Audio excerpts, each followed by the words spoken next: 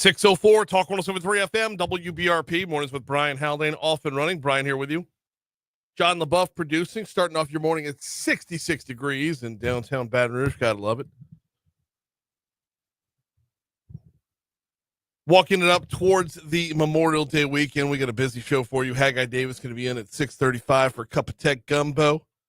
We'll be diving into the legislative session in the 7 o'clock hour. We got Blaike Orders going to join us at 7:15 to talk about it. Crimestoppers at 7:35. I believe the good folks from iCare are in for that today. 8 o'clock hour, stepping away from the news cycle at 7:15 to talk with Karen McCord. Karen is the mother of Carly McCord, who we love and miss. Carly, you might remember, passed away a handful of years ago. Karen has written a book about her, and we'll talk with her at 8:15. 8:35, Abby Kish going to stop by. We're talking about an event that she's got coming up that you're not going to want to miss. But before we get to anything else, we start off with top stories and trending.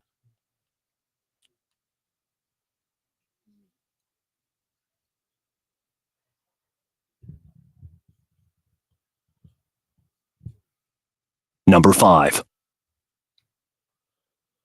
3 teenagers were indicted for a March shooting that killed one person, left another injured. Malachi Cooper, Kentrell Hardnett, both 15 years old, and Jace Jackson, 16, were all indicted as adults for second-degree murder and attempted second-degree murder in the killing of Jalen Lee. Number 4. 9 people accused of various sex crimes with minors were arrested by Livingston Parish deputies. Deputies said the men were arrested after investigations into social media-aided solicitation of minors began back in March and April. Of the 9, 5 were from the greater Baton Rouge area. Number 3. Former Secretary of the Louisiana Department of Wildlife and Fisheries, a former Secretary of the Louisiana Department of Wildlife and Fisheries was indicted on federal charges of bribery and wire fraud. This is Jack Monisset. He allegedly conspired with 2 people, LDWF Commissioner Dusty J. Guidry and business owner Leonard C. Franquez. They conspired together from May of 2020 to June of 2022. A grand jury decided that the trio conspired to award state contracts to Franquez's companies, and that Monisset and Guidry received kickbacks. Monisset allegedly got more than $100,000. Number 2. On Wednesday, former Baton Rouge Mayor President Kip Holden lay in state in City Hall ahead of funeral services set for today. At a ceremony at City Hall, current Mayor President Sid Edwards, former Mayor Sharon Weston Broom were among the politicians and civic leaders who reflected on what Holden's leadership meant to the city parish. Today, visitation at Greater King David Baptist Church on Blunt Road is set for 8 a.m. It'll run until 10:45 a.m. Funeral services will follow at 11 a.m. Number 1. Number 1 takes us over to Independence, where Louisiana State Police investigators arrested a man who allegedly stabbed a woman to death and was shot by a Tangipahoa Parish Sheriff's deputy after deputies responded to a domestic violence stabbing incident. 43-year-old Cornelius King Sr. was booked for second-degree murder after Elaine Davis died as a result of her injuries. King barricaded himself into a residence occupied by him and Davis. He was shot by a deputy.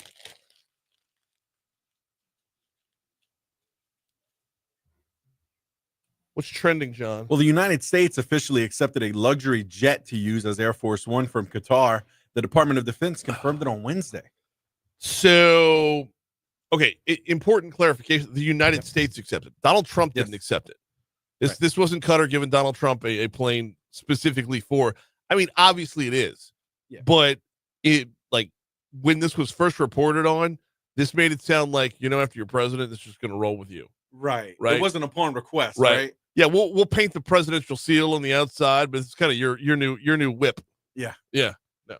Oh man. Hey, speaking of whips, Kid Cudi is set to testify in the Diddy trial, and while for allegedly Diddy firebombing his car, his whip. What? That's what it's about, man. I knew Kid Cudi was going to testify today. Man, apparently because of allegations that Diddy firebombed his car.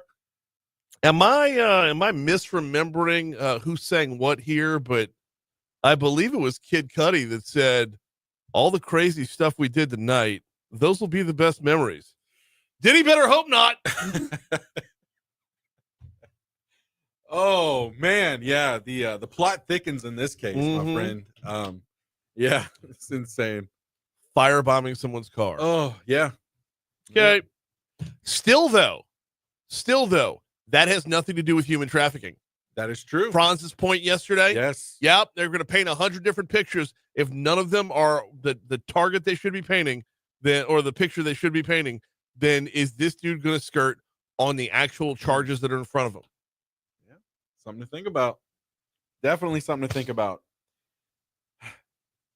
Jim Irsay, the legendary owner of the Indianapolis Colts, has passed away. I saw that tragedy coming out. Yeah. Of the sports world. Irsay's been he's been a part of that organization since he was a child. Yeah.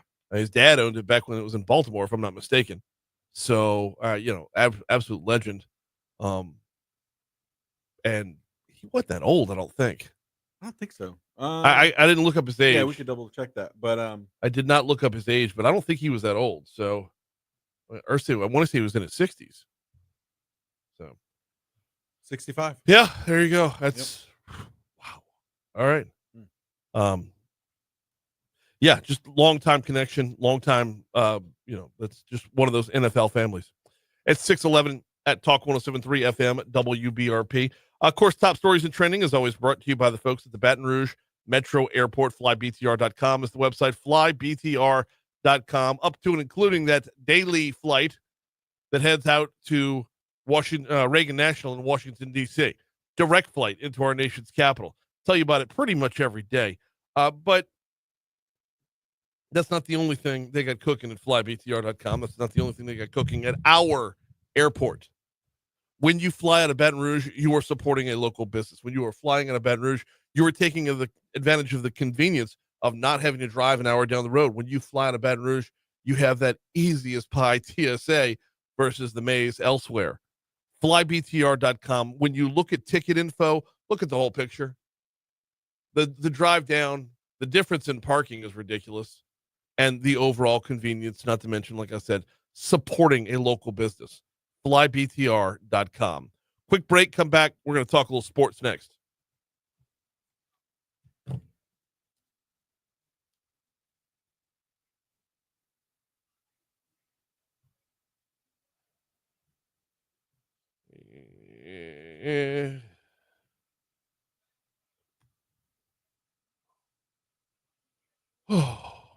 I'm going to have to run around a whole lot during the show today.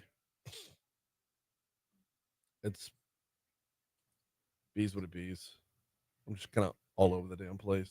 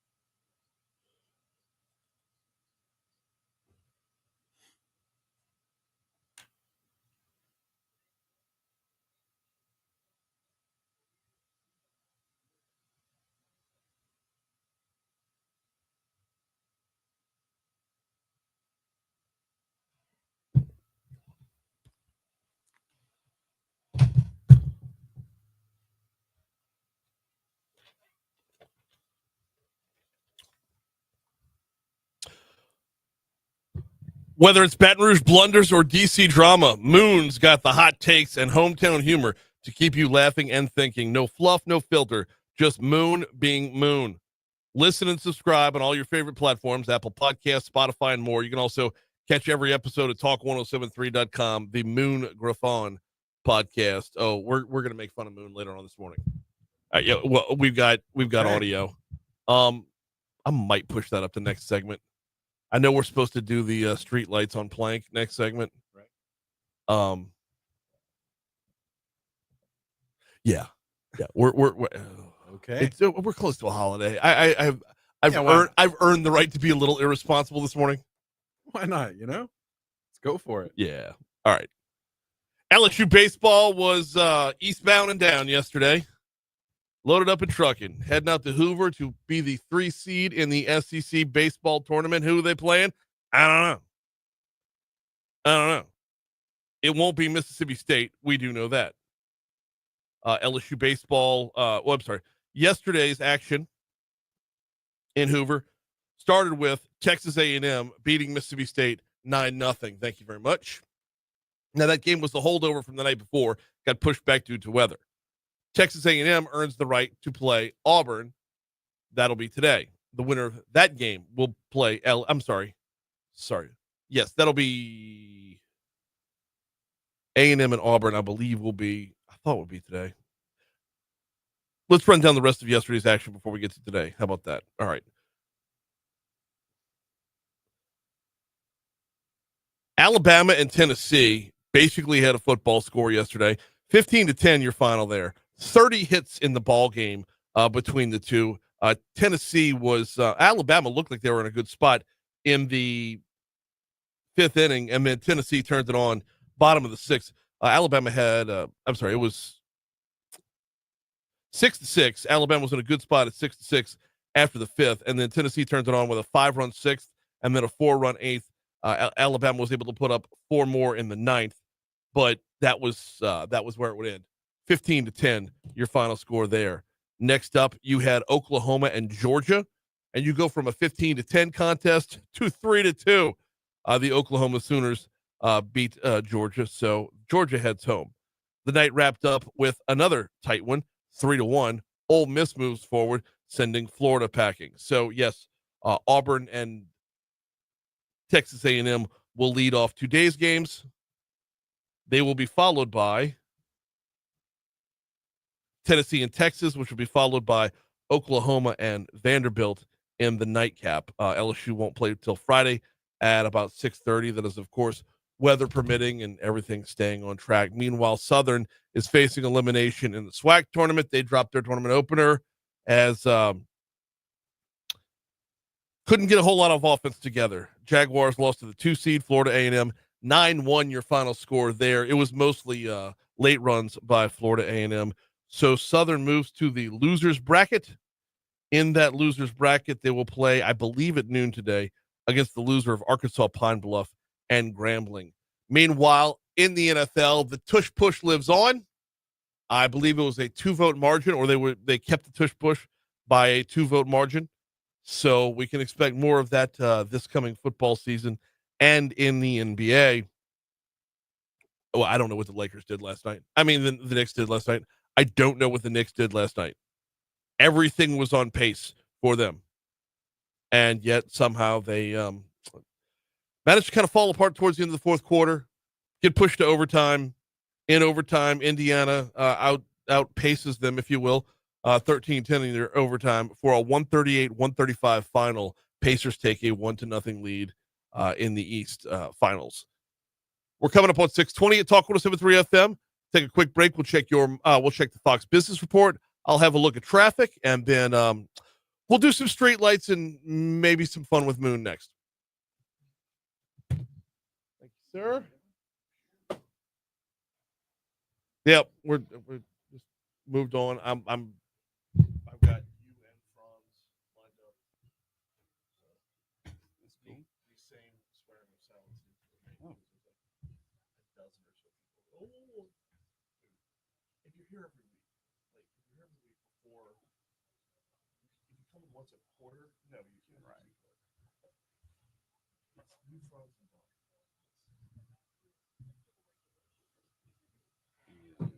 How you like that though, huh?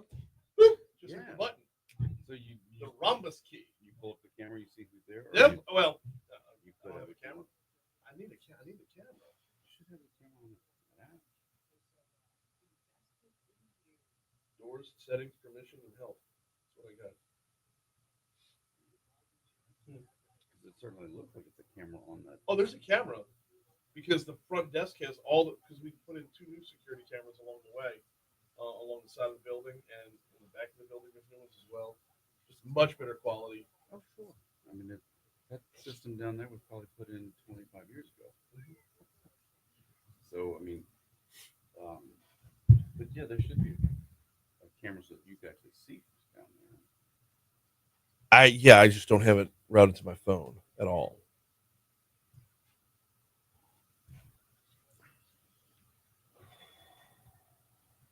When we get to the bottom of the hour break, I'm running upstairs to get my keys. I gotta go to my car. That's one of the times I'm gonna have to step away today. Oh, okay. About the new 1045 pickup truck. Yep. Yeah, man. Nice. It is nice. Must be nice. It's sitting right next to the 1045 truck, or the Talking 07 truck.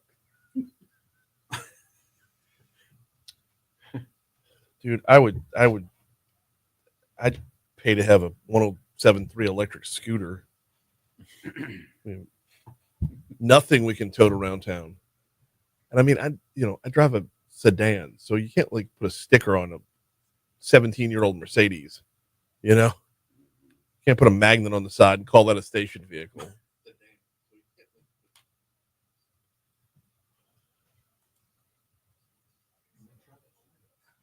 I know. The break's getting shorter every day. Oh. I didn't have time to edit the audio. Damn it. Oh, there is a holiday approaching. That is clear. That is evident. If by nothing else, the volume on the interstate is as light as I've seen it on a Thursday morning.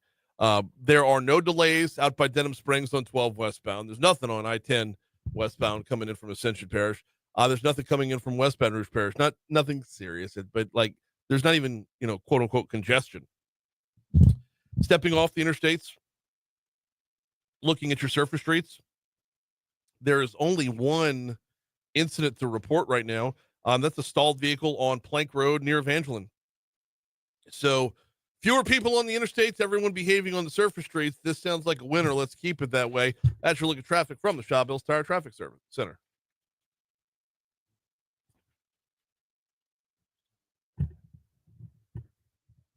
Oh, yeah. Let me refresh that. 624, Talk 107.3 FM, WBRP. So I was looking at everything in the city. Haggai reminded me that out Highway 30, down Gonzales Way, it does look like there's an accident being worked out that way. So my apologies to Ascension Parish. I really need to not be doing Ascension Parish wrong because Ascension Parish has been doing me right all week. Went out to the Chambers Lunch and Learn on Wednesday. I absorbed so much knowledge about carbon capture, usage, and sequestration. Like learning terminology, learning about the pressurization once you start to go a mile under the earth or into the earth. It was a fantastic lunch and learn out there. It snows, underrated by the way. Snows. Oh man, we had the crab cakes for lunch. It was awesome.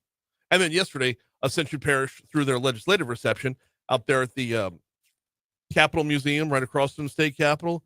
And I got to tell you, it was like walking into a festival. It was amazing. I'm like, got the sport coat on, I got the suit on minus the tie. Like, I'm down here by the Capitol. I need to be looking all formal. And what? No, it's Ascension Parish. Dudes are like, they're doing the sport coat with the jeans, right? I'm like, oh, I'm a little jealous. But slamming char-grilled oysters, they had shrimp and grits out there. Everybody having a great. I didn't get the name of the band, but the band was rocking. Like, and you had all the the big businesses from up and down the river touting what they do, and it was a great time. So Ascension Parish been look with all the Donaldsonville announcements recently. with the in Gonzales, you got Jambalaya Fest this weekend. I mean, just so much going on. So much going on. So my apologies for missing that accident on 30. All right. It is 626 at Talk 107.3 FM, WBRP. Night before last, I believe it was. Yep. Night before last, Entergy crews in partnership with the city parish government were out at work. They were working out on Plank Road, replacing 52 non-functioning streetlights. The outdated high-pressure sodium bulbs are being upgraded along the way with modern, energy-efficient LED lighting, which will enhance visibility, promote safer conditions for the residents and the motorists. Lon Vickner from the mayor's office out on the scene was talking about it. This is the first step of many that the mayor has put in place to go ahead and work towards his public safety initiative. You know, we're out here on Plank Road. It's an area that's been in need of improvement, and you can see right now we've got the LED lights going up. We've got the older yellow high pressure sodium lights. They're going to be changed out next. So right now we're just lighting up all the dark spaces. Gotta love that. Got to love that. This is just one of the many improvements that are on the way. Vickner continued talking out on the scene. This is an improvement for pedestrian safety.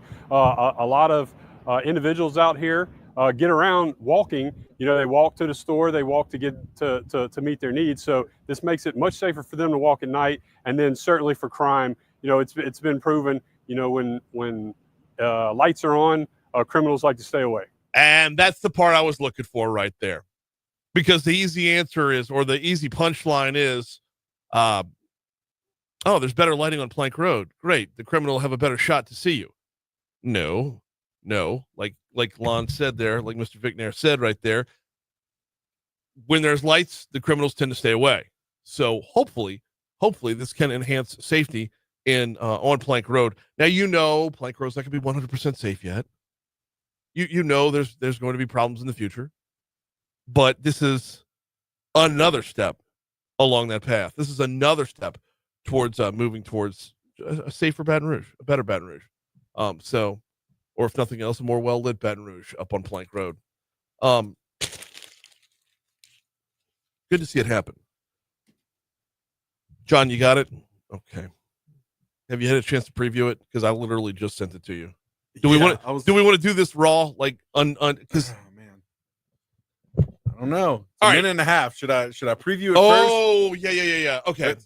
You want to tease it? No, let me tease it then. Let me tease it, and I've got a live read to do anyway. Okay.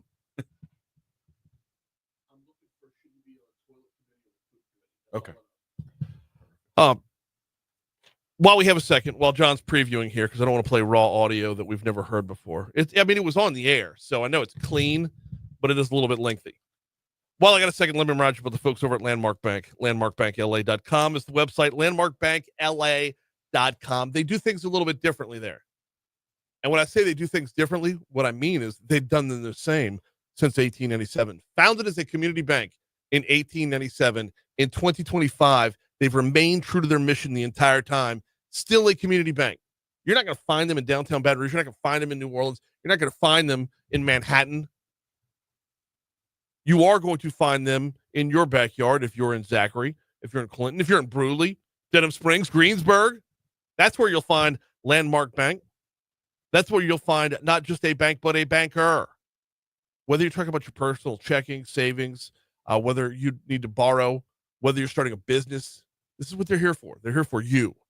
Landmark Bank, LandmarkBankLA.com. Do we have it, John? All right. No worries. We were doing this on the fly. We're going to push this back a little bit. Maybe start off the 7 o'clock hour with it. We can mix that in with top stories and trending. Oh, we only get 10 seconds now. I know. It's all right. Moon's getting loose. Here, it was right toward the end, too, so I had to listen to everything before I got here. Here's the long and the short of it, okay? Moon's losing his mind. Moon Griffon is losing his mind. Is it good enough tease? That's all I'm going to say. Here comes news. All right. It's like right at the end. Yeah, I know. Dang it. All right. Let me minute and a half audio, and it's like right at the tail end. I'm like, dang. Okay. rewind it back to where he says Cameron Henry's got to. Is it all? That's where I was at. Okay. that's Cameron where I Henry's got to go. Okay. Yep. Watch me. Let me hear it. Because this is came with some promo. Oh, we did? Yeah. You change that committee 5-2. You get rid of all three of those Democrats and Miller, and you put them on the toilet bowl committee or a poop committee or Get rid of that. committee. You put them on the toilet bowl committee. What happened? We'll start here. Go back to And Miller from the Senate chair. or back further. I want Cameron Henry's got to go. That's where You I'm get rid of the three Democrats and you know, have 20 that stand, say you gotta go. I know they got you. I'm Jeff Palermo, the Talk 107.3 back. I know they got some good tough conservatives. You know, have 20 that stand, say you gotta go. And then you get rid of you. You get rid of the three Democrats and Louisiana House's proposed budget keeps funding at the same level as this year. We were able to maintain the current level of funding that we have this fiscal year of about $78 million in the state's new budget for the next fiscal year. That's Louisiana Policy Institute Controller CEO Lee Sommer, and she said that securing an additional $9 million to get back to the 2023-24 funding level will allow for more assistance to help more children. It would serve about 700 more children, so getting that $9 million back would allow us to serve that same number of children. And state lawmakers now have an additional $139 million to spend next fiscal year. The Revenue Estimating Conference recognized the additional cash after hearing from economists who project the amount of revenue the state will collect after July 1st. Senate President Cameron Henry says the additional dollars could fund more criminal justice improvements, economic development initiatives, and some lawmakers want to see the state spend $30 million to keep a high-dosage tutoring program going. Livingston parents once again teamed up with former Dateline NBC correspondent Chris Hansen with an online sex sting. This time, 9 men were arrested, including 2 registered sex offenders and 1 man who brought a loaded gun to the sting house. Sheriff Jason Hart says the Internet Crimes Against Children Task Force set up the operation in the spring, leading to the fake social media profile. We're basically have a profile that's there with a young girl or a young man that is 14 years or 12 years, depending on what age, it's always going to be a juvenile, and it's actually an unsuspect deputy. An LSU student and an alleged gang member were among the 9 people arrested. I'm Jeff Palermo, Talk 107.3 Baton Rouge. Now a Talk 107.3 traffic update from the Shawbills Tire and Auto Service Traffic Center. At Shawbills, you can get up to $198 in savings when you buy a set of 4 new Select BF Goodrich tires. This offer is for a limited time, and it's only at Shawbills. We are starting to see a bit more traffic volume all around the area. That includes the trip in on I-12. Right now, it's about 15 minutes, give or take, from Cuban to the 10-12 split. Westbound I-10, Maryville to Highland is 5 minutes, and 12 minutes ahead of that from Highland continuing on up towards the bridge. LA 1 at 10 minutes. Cool. All right. Make it tighter. A lot of spaces in it. Okay. All right. Well, I'm done. Let's go home. Let's just go. Call it a day. Yeah, that's it. I mean, right. So Call it a career. We're out of here. we're out of here. You guys have a great day. We're out. How you doing today? I'm doing good. Pretty good. We're just waking up. So it's always like getting the gears moving. Like the first 30 minutes of the show is like, okay, let's go. But yeah. Oh, now I'm good. Now I'm ready. The coffee kicked in.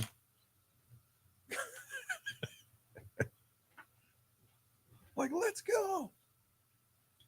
Oh man. I wonder if he's gonna be back for wedding.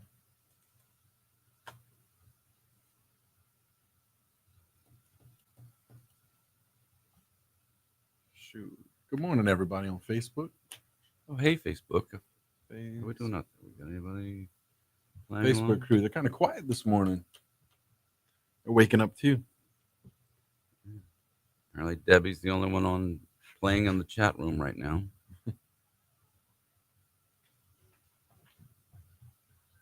All right. Step 1. Had a Red Bull in my car. I know I'm going to eat it by about 9:30. This isn't going to cut it, so figured go put that bad boy in the fridge. There you go.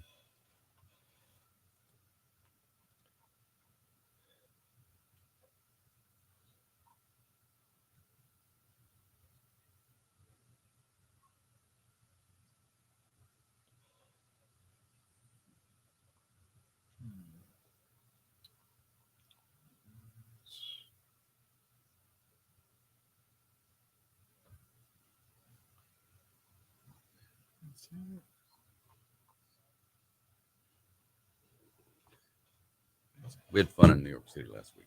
Yeah, Yeah. it's a pretty great place.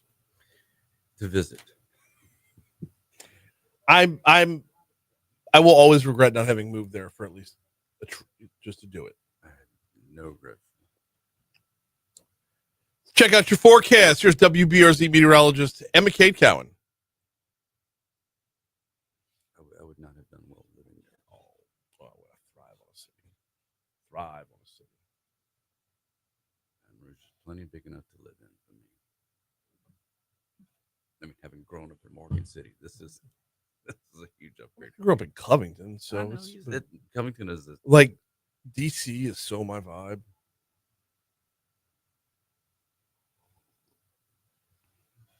It's just the synergy of it all, you know. it's one thing to go for a week or so and really enjoy it, but when you're there every day, it changes. Because I did about 6 weeks in DC back in the 80s and realized I didn't want to be there.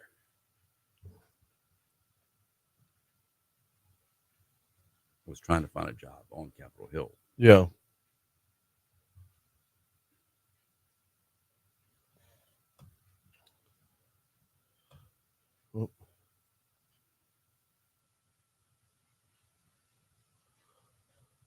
We getting some money from Apple? Maybe. One of the many topics we'll be covering right now in a cup of tech gumbo.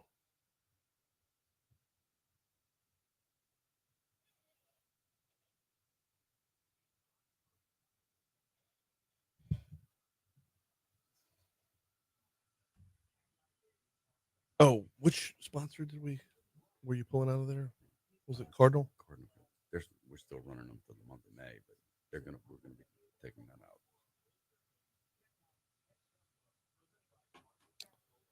There it is.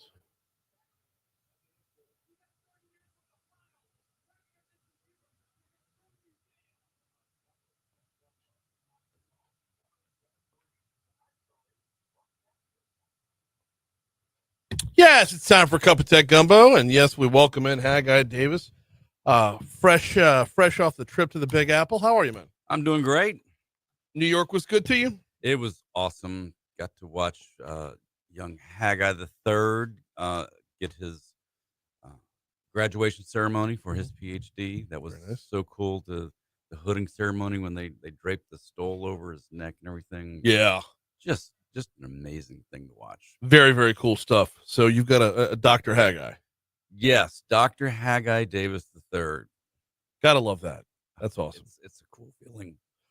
Where's he going? What's he doing? So he's Gonna working. stay up there? Yeah, he's staying in New York City for now. He's working with Arcadis Engineering, Mhm. the global engineering firm, and doing his electrification of freight vehicles and autonomous vehicles is that's his specialty, and he's on multiple projects already doing that kind of stuff, and It's a fancy way of saying self-driving trucks. that's part of it. Yeah. I mean, you know. All right, let's bring it back home. We got a lot to cover today. Apple, Siri, been doing a little snooping on us when we're not asking for it, and we might be able to get paid from this because there's nothing we love in Louisiana more than suing somebody else and collecting on it. So, how do I cash a check? Okay, so if you have an Apple, phone, Apple Watch, iPad, a Mac, anything that could have Siri on it, there has been a settlement of a lawsuit, a $95 million settlement. And so if you've had one of these Apple devices between September of 2014 and December of 2024, you can file for up $20 per Apple device. Let's go. Up to 5 devices. You can get your whole $100. Yes, let's do this. Pay for for a round of drinks in New York City. That's about right. But you have to go to LopezVoiceAssistantSettlement.com. Okay. That's the website. Go fill out your information. You have until the beginning of July to jump on this website and collect your $100 if you've had at least 5 devices. And who has not had at least 5 devices from Apple? Per household or per claimant? I don't know. That's a good question. Because, I mean, I know I've got my iPhone. I've got my Apple Watch. I've got, there are at least 3 iPads in the house. There's MacBook. There's 2 MacBooks in the house. My wife has her Apple Watch and her iPhone. My daughters each have an iPhone. I would imagine if it's probably going to be per claimant would be my guess. I haven't gone to the website to check it out because yet. I think we could very easily, if it's per claimant, we could probably turn that 100 into about 340, 360. There you go. Okay. Now you've got dinner in the Tell you what, it's a lot of dinners if you stay here and go to P.F. Chang's. You really? Yeah. It's a whole lot of dinners. Absolutely. That's a lot of black pepper chicken. But, so let's rewind the clock here. What did they do? So this is a lot of people were creeped out by Siri. Anytime you see your phone light up or your watch kind of clicking, like they're thinking Siri's listening to them. And so a lot of people started, suing, and then they basically turned it all into a class action lawsuit.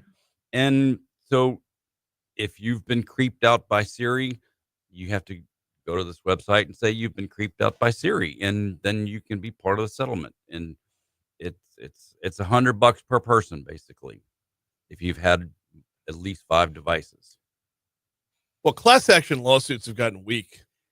I mean, like, it's one thing, and I'll watch on TV, and it's like mesothelioma, or if you breathed in asbestos, it's like you're gonna have medical bills and health problems for the rest of your life. But no, this is Siri heard me singing along with Laura Branigan's Gloria. That's deep pull right there. Deep pull right went there. Into disco for a reference. Don't you think you're falling? Wow, that's where the morning's going. Disco. All right, let's keep going here. Oh man. All right. So they listened in.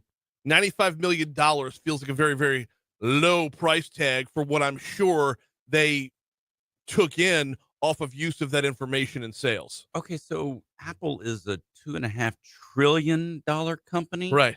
95 million is not even pocket change. Right. They don't even know that money is going right anywhere. So that's hardly enough for Apple to even report on a financial statement. Mm-hmm. And yeah, okay, fine. Here's 95 million. Go away. Just we're paying. It would cost them that much in legal fees probably to really try and fight this. So okay, fine. Here's 95 million. Everybody wants $100. Fine. We've made a lot more of that on you guys. Well, that's the thing though. Like, I've been an Apple customer for as long as since I moved from my BlackBerry, I moved over to the iPhone, and that was.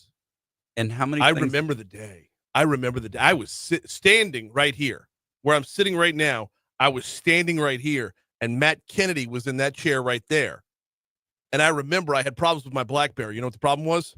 It was in 1,000 pieces on the floor because I threw it at that brick wall because the little roller ball kept getting stuck, and I just had it. And Matt and I were going at it on something. I don't remember what we were talking about. It's one of my favorite days. I don't remember what we were talking about. But he says, you got to get rid of that thing. And I just chucked it at the wall. There you go. Yeah. That's how I became an iPhone user. Anger Management by Brian Howley. Sure as hell ain't tech, isn't it? All right. We got to get back into the tech. But you think about, all of the, any kind of in-app purchases that you've made through the Apple Store. Apple, and Apple is having to change what they've done with the App Store. before, anytime you made any purchases when you were using your phone, it had to go through the App Store, and Apple automatically kept 30% of that. Mm-hmm. Well, because of the lawsuit, that the Epic Games, when they were people who created Fortnite, they sued and they won. And so now, if you are an app developer and you've got an app on your iPhone, you don't have to go through the Apple Pay Store Right. to collect money from everybody. So this does not mean that everyone's going to have, less, or it's going to be cheaper to buy things because you can bypass Apple. It just means that the companies who are collecting are going to get to keep more of their money. That makes sense. And some companies may say, hey, look, we can lower our prices by a third because we don't have to pay Apple. Right. Okay. Or maybe they just lower by 20%. That's up to that individual company because they have that choice. If you still want to use the Apple collection system because it would just be easier on you than having to go develop your entire pay system yourself, Mm-hmm. then that's fine too. All right. HBO Max became Max, so now it's going back to HBO Max. We're going to talk about that next. This is Cup of Tech Gumbo as part of Mornings with Brian Haldane on Talk 107.3. The other story that would be is the students who are humanizing their papers by running it through AI. Humanizing their papers? I missed that one. It's the beginning of the second segment. But students they're concerned that their papers are too good. So they're if you're a sophomore in college or whatever, hey, here, ChatGPT, take this paper and make it look like I'm a senior in high school. Dumb it down for me. Dumb it down for me so that I don't get accused of using AI. So they're typing How out kind of hubris is that? well, would you rather be accused of plagiarism or using ChatGPT or using AI to generate your paper? Or if you can submit your paper and it's not you? The morning I wake up and I believe that I'm so smart that I have to cheat to look dumber. That's you. Wait. Oh no, this is the last one. The moon thing. So yeah. I can't put myself in the shoes of somebody who says, no, I'm too smart. We went into it deep. We spent the whole 22 minutes of the second segment talking about this, and the second segment where this professor used ChatGPT to create the content for his class, and a student found out because they ran the notes and realized, oh, this is all ChatGPT generated. So the student sues Northwestern University. Hey, the teacher's creating everything with ChatGPT. So we can't use ChatGPT, but the professor can. The university just laughed at him and said, go away, kid. That's exactly what they should say. You got your grade. Shut up. But the evolution at which the speed of this generative AI is moving is just at a breakneck pace that society doesn't adapt to. Right. And did you listen to Moscone yesterday? no. Right, he's using an AI app to create songs. He used AI to make a song about Musso smoking weed. Oh wow. Yeah. Good for He him. showed us in the producer meeting yesterday. Okay. Within a matter of like 30 seconds. Yeah. Sure. Literally. Yeah. And look, I use it all the time. I use it for design stuff outside of here. What app I is use it? it for freaking the stuff we do for this show. Can you get a song made? Oh yeah, I'm sure we can probably. Man, we can get Haggai a new bumper, man. Well, that's going to happen anyway. That's going to happen. No. That's the old voice. No. stuff. I'm just kind of saying it because But you're here. no, I mean, yeah, like if I We wanted can- to do spoof songs about the we could probably legislature- do a prompt. Give it some.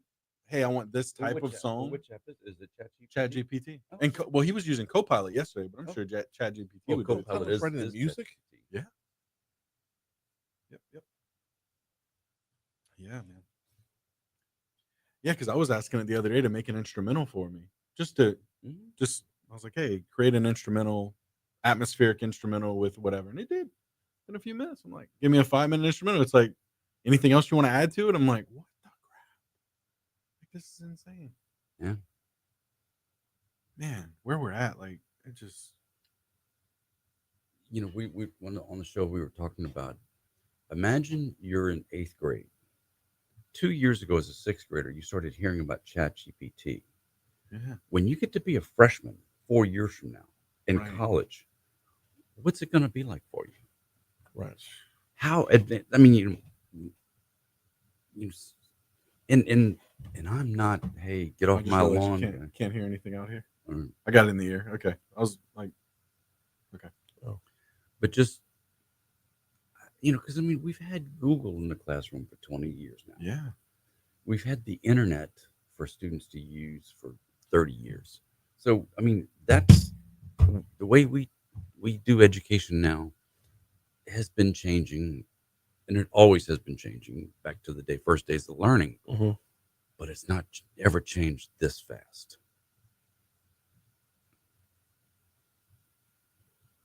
And that's scary. Yes, because while I can keep up with the changes now, but I know that turnaround time gets less and less. Yeah. Society takes changes in about 10 years. Yeah. We're comfortable with the 10-year change cycle. Dude. We're 24 months into this. Yeah. And Well, it's, I mean, and that's why the transgender movement is getting nowhere. We just got adapted to a whole bunch of other stuff here. Now you're going to tell me that chicks with dicks are actually dudes. Or no, dudes are actually chicks with dicks. Okay.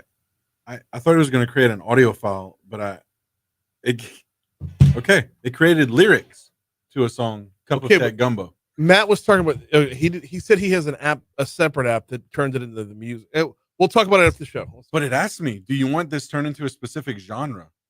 Or Say should I yes. make a chorus jingle version too? Say yes. Yeah. Let's worry about this after the show. Yeah. 652 Talk 107.3 FM, WBRP, mornings with Brian Haldane, rolling right along. Cup of Tech Gumbo, rolling right along. Haggai Davis in the house with us for another couple minutes. Okay. We're going to get to a story of some serious hubris in just a minute. But I got to touch on this because I don't understand what they're doing here. It was HBO Max, and then it became Max, and now they're going back to HBO Max. Why? they're idiots. Okay. It was home box office in the 70s. Yeah. And then it became HBO. And it was HBO for 30 years. And then they decided, hey, we got to go to HBO Go and HBO Now and HBO Max and HBO. All along, still the HBO original series. Right. They're so clueless. And to keep rebranding and changing the name, it reeks of, hey, which way is the wind blowing today? Let's go that way. Is it a matter of they just want their names back on, like they're not sticking with the branding because they want the headline, they want a new news cycle to remind everybody. I mean, if I open up the app, if I open up the Max app or the HBO Max app, is it I don't have to change anything. I know where I'm going for the content, I know where I'm going for the shows. I never stopped calling it HBO anyway. I mean, I was like, HBO was always paired with Cinemax. We never got Cinemax because Cinemax had some other stuff going on. So when I was growing up, Skinemax definitely was one that we weren't, what was a station we weren't really allowed to have in the house growing up, Yeah. But getting back on track, HBO was the home for all the content. So, if you look at what Disney did, if you go to Disney Plus, you can go to Pixar, you can do the Star Wars, you can go to Discovery, you get all the different things you can go find at Disney Plus's website, right, or streaming service when you're going to go find and that's what HBO Max is trying to do, because they've got a whole lot of different things that different channels that you can go to, but they can't make up their mind, and it's so frustrating. Just pick a name and stick with it. Right. And then have all the subcategories underneath it. I don't know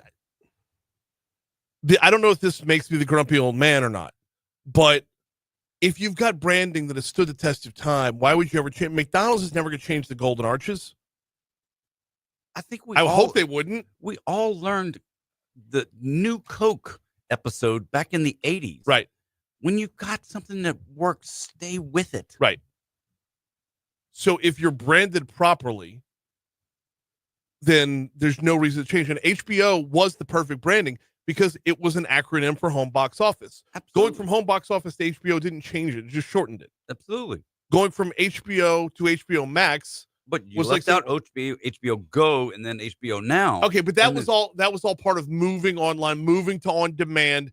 It was not. But It you was still still didn't need to do all of that either. I understand, but you still had your home base there. You had HBO in the mix here, Right. so it was still part of that. It was like ESPN and ESPN2, ESPN Plus, ESPN Ocho, ESPNU. Those are still all under the ESPN name, right? If they were to decide we're not going to call it ESPN anymore, call it something else, they would lose all of that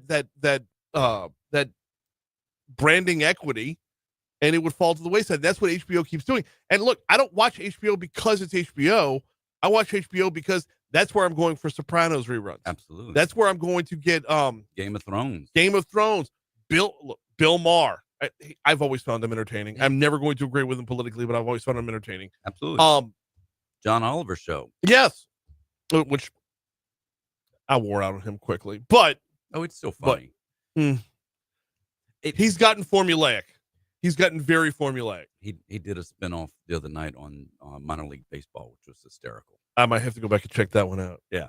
Oh, if you had Max, then you're going with Hotel Erotica, Sin City Diaries, something like that. Red Shoe Diaries. Red Shoe Diaries. Wait, was that one might have been Showtime? Oh, was it? I don't know. Want to be accurate here. Way back in the day. We got about 3 minutes left. We got to talk about this other story about a group of students who are just so darn smart they needed the internet to make them dumber. So there's a group of students. They're afraid of being accused of using AI to generate their paper. So they're creating the papers themselves. They're writing out the entire paper, and then they're running it through ChatGPT and say, ChatGPT, dumb this down for me so I won't be accused of using AI. So they're using artificial intelligence to make a paper that they generated look less like they generated it, or more like they generated it. And it just is bewildering that we're in a day when teachers are going to run every one of these papers through AI to see, hey, did AI actually generate this paper or not? And we're using AI to make sure that you can't tell that we generated the paper through AI. It's bewildering where the state where we are with artificial intelligence and education is just mind-boggling. So I appreciate the AI aspect of this, right? What I don't really like is the Ralphie writing a letter to Santa Claus in from the students. You're like, ooh, that's good. Like that, when Ralphie in the Christmas story, say, oh, that's good. There's never been a time, and likely never will be a time, where I put pen to paper and I'm so overtly proud of myself that I'm like, nope, got to dumb this down. Oh, I am so smart that my teacher's going to think I'm cheating. So, you can go to ChatGPT anytime you want and say, okay, I've written this paper. I'm a sophomore at college, but I don't want it to sound like I'm a sophomore because I don't want the teacher to accuse me. Write it as if I was a sophomore in high school. Mm-hmm. Dumb this down for me. That's my point. Why would you do that? Or if you're in 8th grade and say, hey, look, I want to write this paper as if I'm an MIT grad student. Yeah. Change it for me. Just write your papers and that's my point. Just do your own work. The mindset, the mentality. He's Haggai Davis. You catch a full serving of Tech Gumbo Saturdays and Sundays right here on Talk 107.3 FM or anywhere you get your podcast, anywhere on demand. Haggai, we always appreciate the time, sir. Absolutely, Brian. 7 o'clock. Here comes news.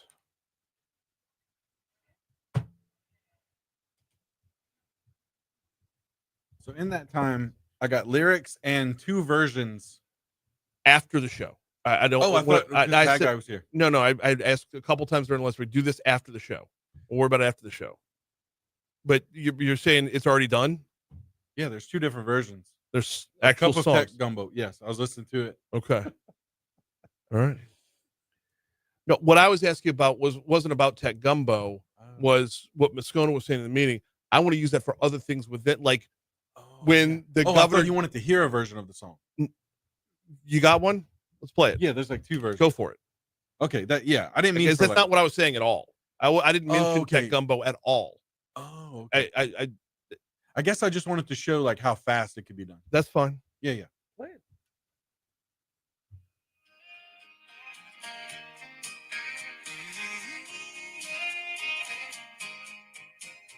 Stir it slow in a pot of light. Wires hum like a dream at night. Pixels dance on the edge of thought with a whisper from the cloud I caught. Sipping on code like a warm cafe. Neural Sipping on code, I guess, because I typed in couple check gumba. And this is version number 2. That Same lyrics, that was terrible. but the fact that there's a voice, Yeah. music, like that's it. That's the amazing part. Same lyrics, Same different- lyrics, just yeah.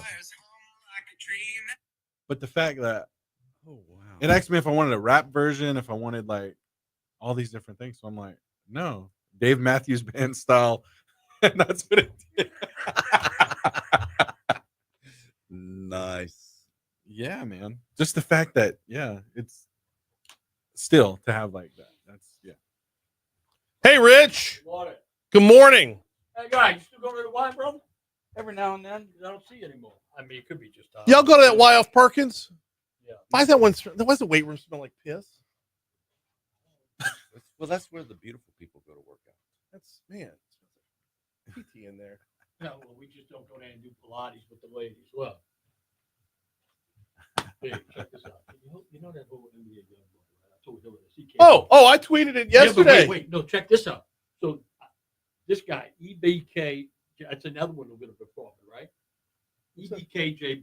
Guess what? I Googled it. Last Sunday, he was arrested on multiple charges in Arkansas, a book on 2 counts. All right. Here's another one. I Googled him according to 9 Story. These are the ones who also. So who's going to Google him? I did. Listen to this. This guy, Rapper D Baby, will be performing also. Last April, he was involved in a deadly shooting in Houston. Video. Besides NBA young boy. No, Video. Well, if you don't have, you're not arrested for something. You ain't arrested. Yes, man. right. That's amazing. But no, I understand that Okay. you're Yeah, you're no on the problem. angle of they're pushing look bad at Baby's people, schedule. and you're not wrong 7:15. about that. Right. I'm on the angle of you're a fucking journalist. Oh, Why okay, are you wanna- push- wanna why are hang you on, or do you want to Hustling concert tickets at all. WAFB Okay, put a yeah, no link. problem. Story. Yeah, You let's knew go. it was WAFB good. put a link and a promo code in their story to get me a young boy. I don't get it. I mean, it's amazing. Enter promo code journalistic integrity for 15% off. If these guys were country music artists, they'd be in jail. They Yes. wouldn't get out. Oh, yeah, that's also I mean, true. this is amazing, man. I don't know. Hey, John, good seeing you. Look, Hey. hey. Never mind, I'll tell you. All right. I know Haggai, y'all got a business. No, we're done. What was the call? What was the call? Oh, that was the next guest, Blaike Orders. Yeah. All right. She was a little early, so I told her.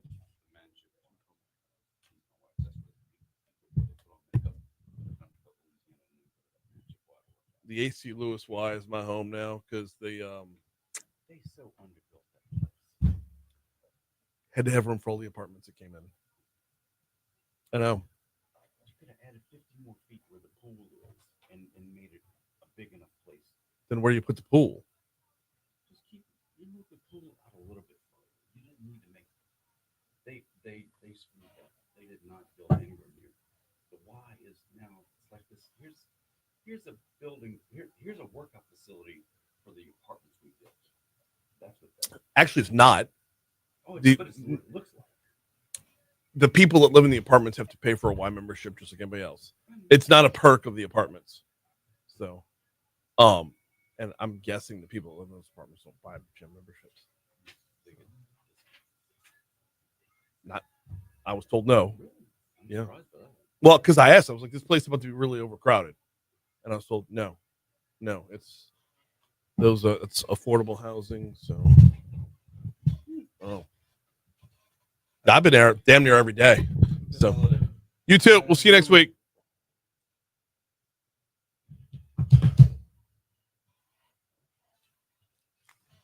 Seven oh five Talk 107.3 FM WBRP mornings with Brian Haldane rolling right along. Hour 2 coming your way right now. We got Blaike Orders from Advantage Consulting in our next segment. Going to talk about the legislative session a little bit. We got Crimestoppers coming your way at 7:35. I believe the folks from iCare are in today. We got a lot of ground to cover, but can't get to any of it yet because we got to lead off with top stories and trending.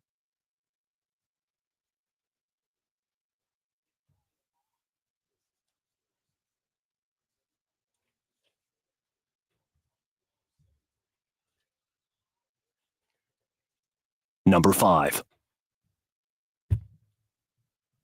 3 teenagers were indicted for a March shooting that killed one person, left another injured. Malachi Cooper, Kentrell Hardnett, both 15, and Jace Jackson, 16, were all indicted as adults for second-degree murder and attempted second-degree murder in the killing of Jalen Lee. Number 4. 9 people accused of various sex crimes with minors were arrested by Livingston Parish deputies. Deputies said the men were arrested after investigations into social media-aided solicitation of minors began back in March and April. Of the 9 arrested, 5 were from the greater Baton Rouge area. Number 3. Former Secretary of Louisiana Department of Wildlife and Fisheries was indicted on federal charges of bribery and wire fraud. This would be Jack Monisset we're talking about here. Monisset allegedly conspired with 2 people, LDWF Commissioner Dusty J. Guidry and business owner Leonard C. Franquez IV. The conspiracy ran allegedly from May of 2020 until June of 2022. A grand jury decided that the trio conspired to award state contracts to Franquez's companies, and then Jack Monisset and Guidry received kickbacks. Monisset's is reported at over $100,000. Number 2. Louisiana has named their finalists for Teacher of the Year and Principal of the Year. We've got 2 names to note from the capital area. Teacher of the Year would be, I hope I'm pronouncing this right, Tante Poche from Gonzales Middle out in Ascension Parish. Up in West Feliciana Parish. Oh, okay, so we got 3 to mention. Up in West Feliciana Parish, Deliana Buffalo from West Feliciana High is in the mix. And then on the Principal of the Year side, here in East Baton Rouge Parish at Mayfair Laboratory School, Kyle Fontanet is in the mix. Number 1. Yesterday, former Baton Rouge Mayor President Melvin Kip Holden lay in state at City Hall ahead of funeral services set for today. There was a ceremony at City Hall. Current Mayor President Sid Edwards, former Mayor Sharon Weston Broom were among the politicians and civic leaders who reflected on what Holden's leadership meant to the city. As for today, visitation at the Greater King David Baptist Church on Blunt Road is set for 8 a.m. That'll run until 10:45 a.m. Funeral services will follow at 11.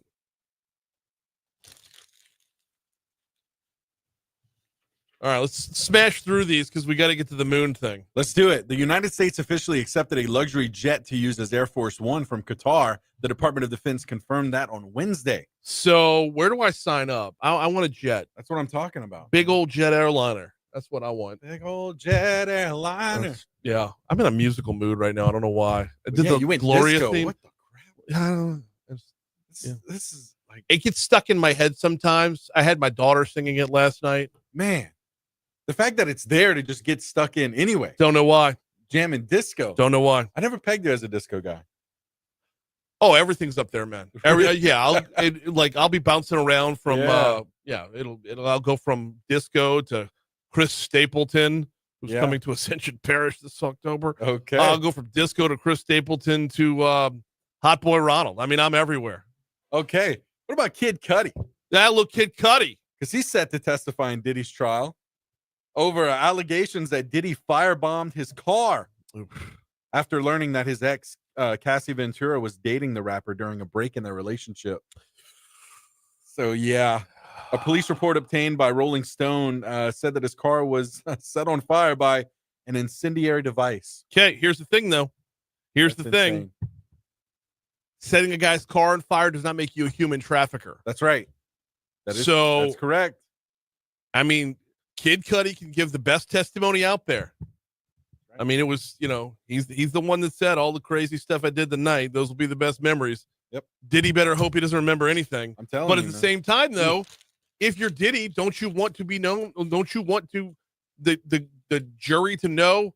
Right. You firebombed a car. That doesn't make you a human trafficker. That's right. The left hand is distracted from what the right hand is doing. That's right, man. There's enough baby oil on this case. All right, I don't think it'll stick. Let's get to moon. Let's get to Moon here.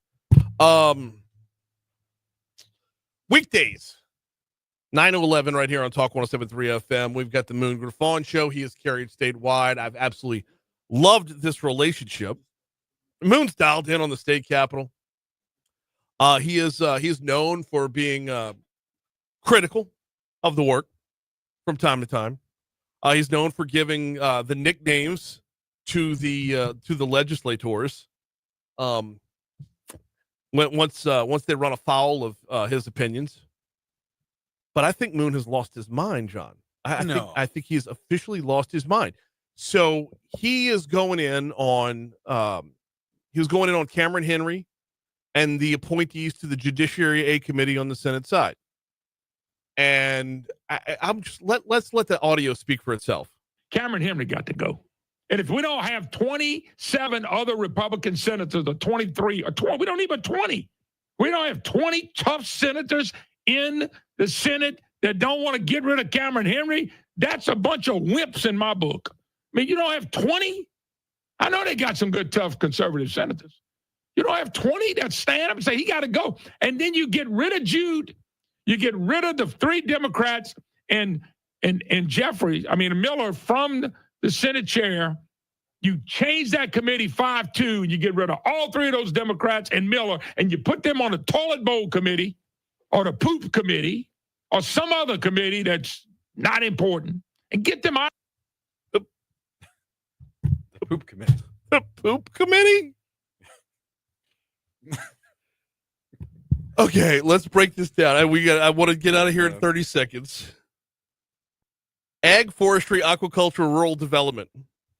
Commerce, consumer protection, international affairs, education, environmental quality, finance, health and welfare, insurance, Jude A, Jude B, Jude C, labor and industrial relations, local and municipal affairs, natural resources, retirement, revenue and fisc, Senate and governmental affairs, transportation, highways, and public works. Which one of those is the poop committee? Health and welfare? Oh, man. Yeah, maybe. Maybe? The toilet bowl committee? Catch Moon Griffon weekdays 9 to 11 right here at Talk 107.3. Quick break. We'll get inside that session next. Dang, man. My guy lost his mind. He's losing his mind. And I am reaping all the benefits. Can you now grab as just a drop for us to have in the future? Put him on the poop committee? Yeah. Okay. Yeah. Absolutely. With pleasure.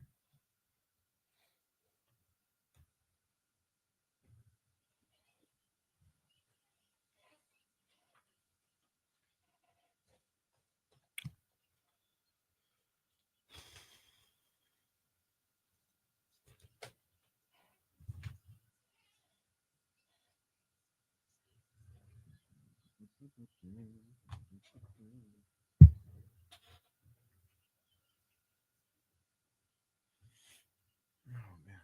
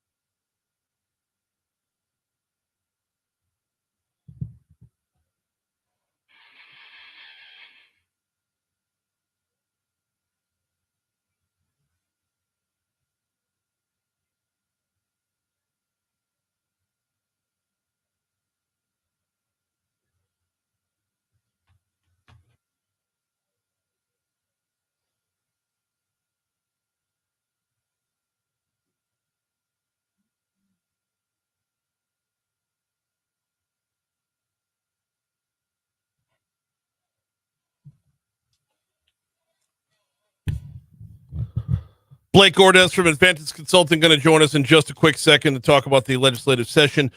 First, though, I've got a bit of a breaking news here. This is developing as we speak this morning.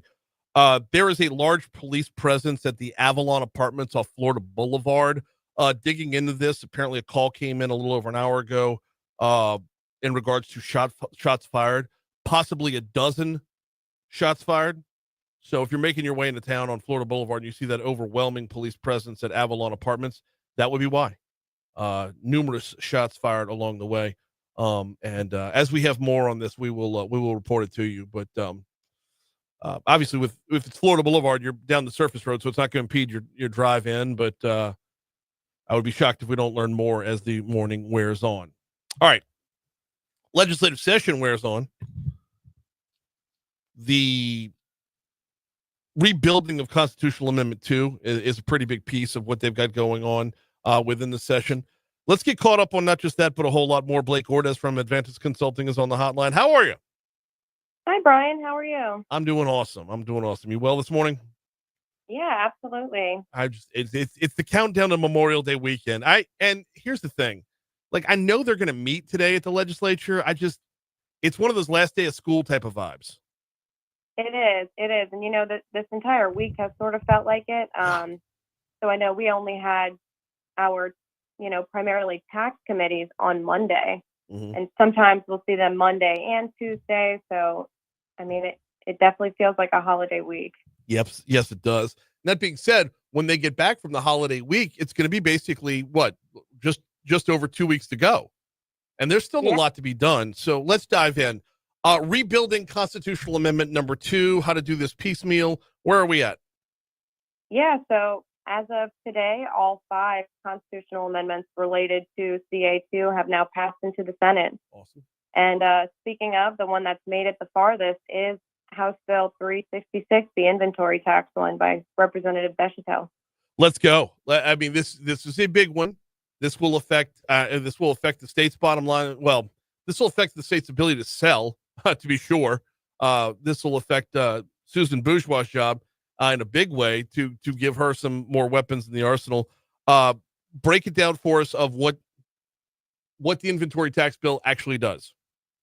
Yeah, so this bill, it's kind of 2 pieces. So one piece allows the locals to exempt ad valorem tax on business inventory, or phase it out. They can do either one.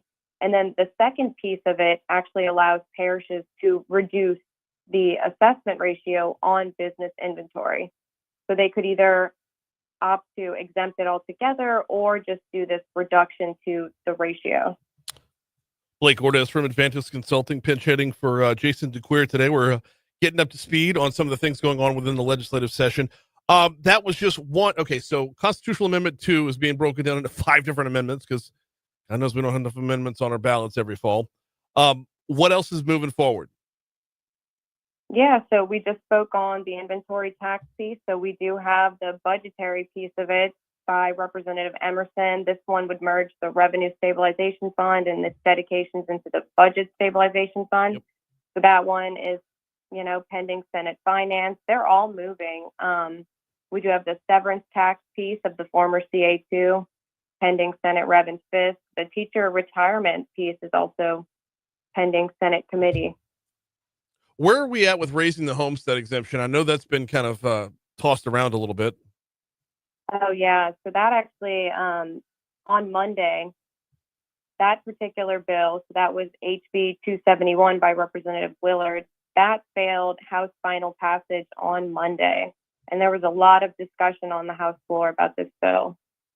Take me through both sides on that one, because I don't necessarily understand wanting to raise it or the want to raise it versus, I mean, if you're lowering the homestead exemption, you're allowing municipalities to make more money because a lot of municipalities work off property taxes.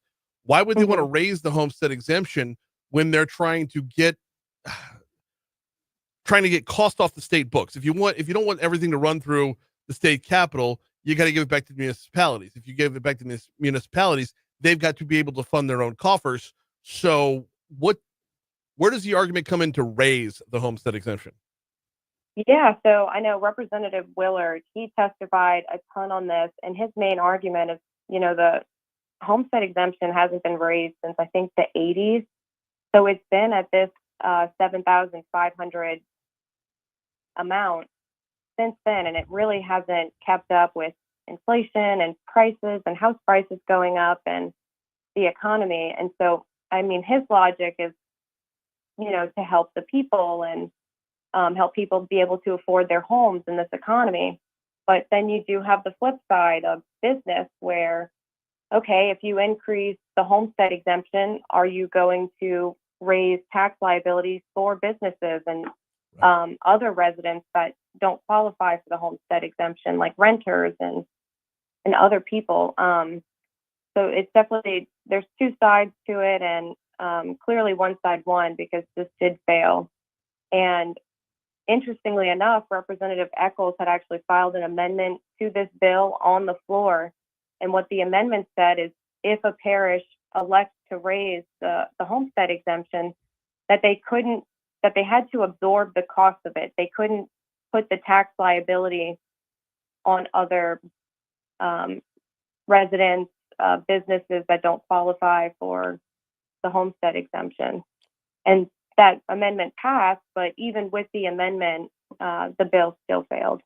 And that amendment makes sense to me because if you're saying that the municipality has to absorb the cost, what you're saying is basically they got to find a way to make it work within the budget, within the numbers that are there, and not just pawn it off on somebody else. Yes, correct. And I believe on the House floor or in committee, Representative Willard had said St. Tammany Parish had said that they would be able to absorb the cost in their budget without imposing additional tax liability on businesses and other residents. So I think that was the target audience, was parishes that could in fact absorb this.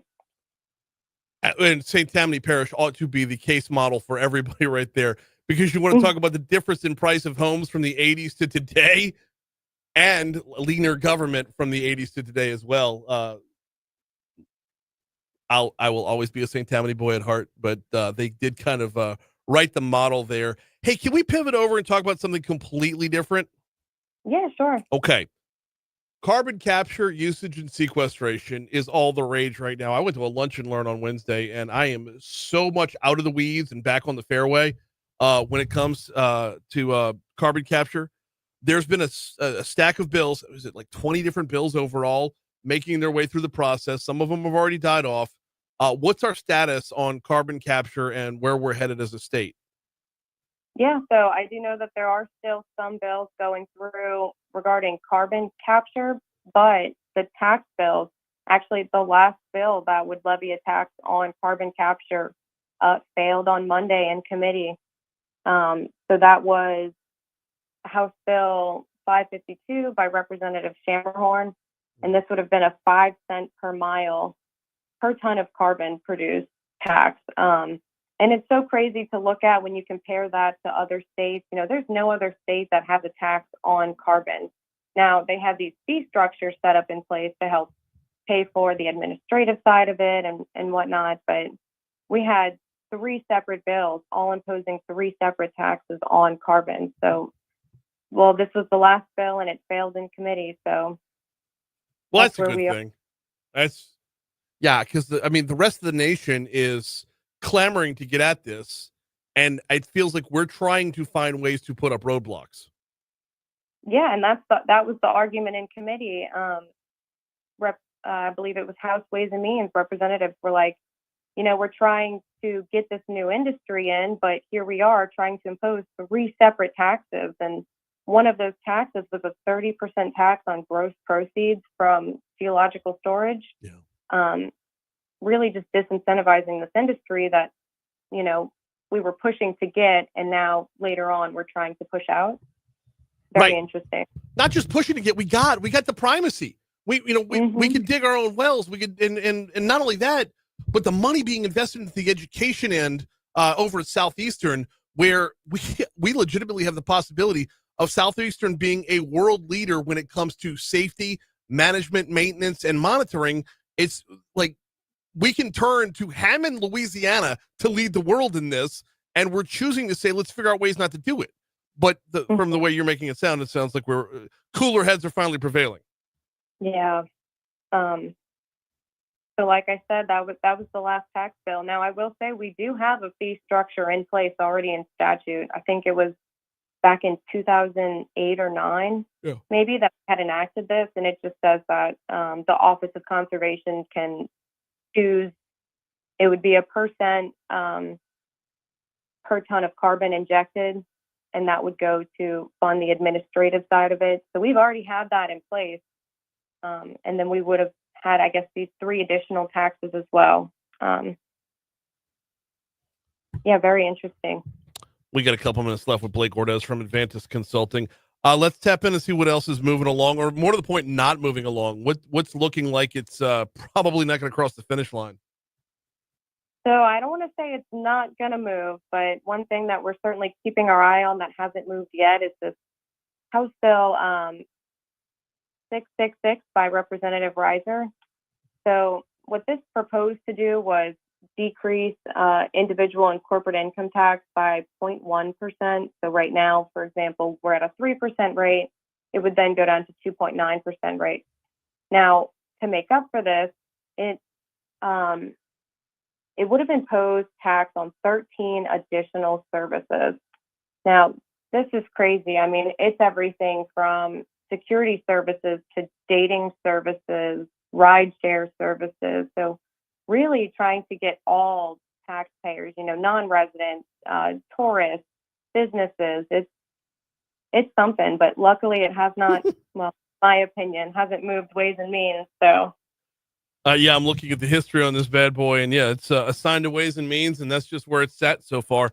And like we led off the segment with, Blaike, they're heading into a holiday weekend, and then once you come back from that holiday weekend, it's going to be the home stretch.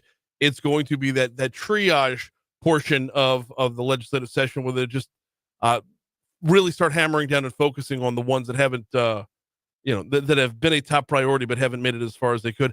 I'm reading up on this. This is bonkers, the amount of stuff that he would want to put into this bill or put into the taxing world. Some of them aren't a bad idea, but like you said, dating and social matching services. That's the thing. I mean, some of the one right after that, installing, repairing, and maintaining water features such as pools, hot tubs, and spa baths. Okay, I could see a tax being added to that. That's a legitimate product, and service and whatnot. But oh man, there's film development is in here, as if that's still a thing. There's so many really, really good ones. But I think you and I both know the reason why this hasn't even been heard. Lobbying is mixed into this one. If lobbyists allow a bill that puts a tax on lobbying to move forward, then they weren't worth their salt as lobbyists to begin with, were they? Yeah, that one was interesting. And I mean, we were even concerned about similar consulting services. Like, what all could that include? They provide some definitions, but, could a parish, or not a parish, could the state go in and later on decide that would mean more than just lobbying services? So, I mean, when you're adding services like this, it's scary on how far it can go, and really only time will tell how it gets interpreted later on. No, absolutely. Yeah, because consulting opens things wide up to, to include y'all for that matter. I mean, that's quite the widespread. Okay, we got the holiday coming up. On the back end of the holiday, what are you looking at next week? Oh, next week. I do know that we have this big special session cleanup bill that's supposed to be scheduled for next week that we're keeping a close eye on. So I know we've talked about this before, but we did have some statutes unintentionally repealed back in the special session. So, for example, there was an exemption for tax on admission tickets to like high school sports, stuff like that. That was accidentally taken out. So they're putting back in those exemptions, but they're also proposing to accelerate the reduction to the state sales tax rate. So we're keeping a close eye on that and see what else they end up adding into this bill. yeah, just stuff like that. And then I do believe one of the inventory tax bills, the one that repeals refundability, Mhm. will also Yep. be heard on Tuesday at the Senate. So We yeah, will we're keeping an we will be here for it. In the meanwhile, enjoy the extended weekend. She's Blaike Orders from Advantage Consulting. Appreciate you hopping on board today. Yeah, thanks for having me. Always. It's 7:30. Here's news.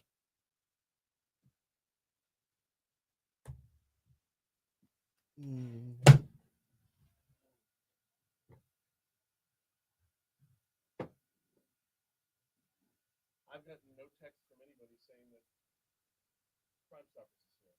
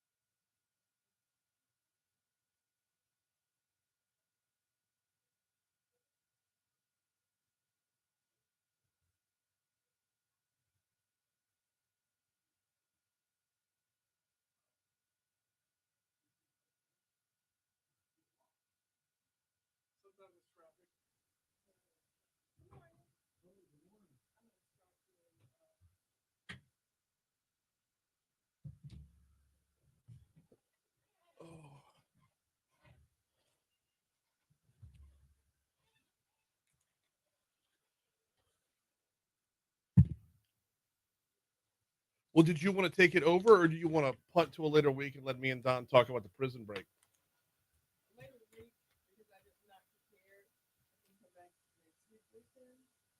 That's cool.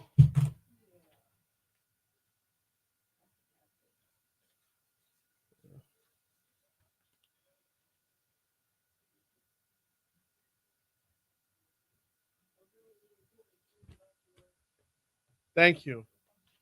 I'm bummed though. I hadn't talked to Lamont in a while. Well, yeah.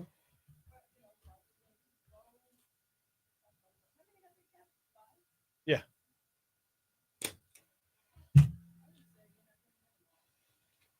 No, I don't think they will.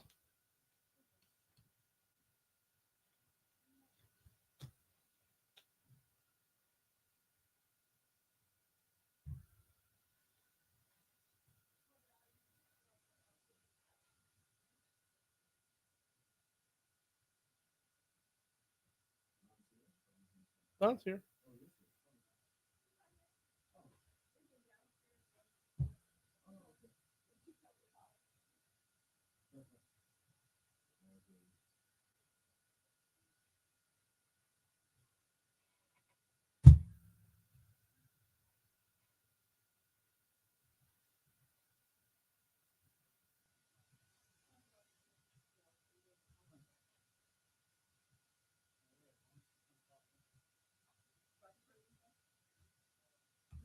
The Orleans Parish Prison break? Yeah. I don't know. We'll have some fun with it. Are we good? Good. Hang on a second. Time to get a look at your forecast. We call her EKC. Here's WBRZ meteorologist McCord Cowan.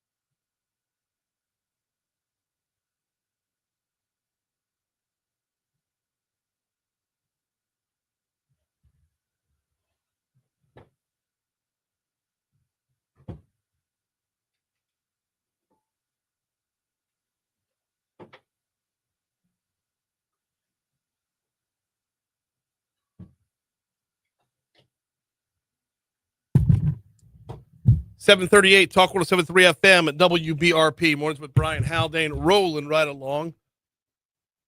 Every Thursday at about this time, we see if we can't catch some bad guys. It's time for Crimestoppers.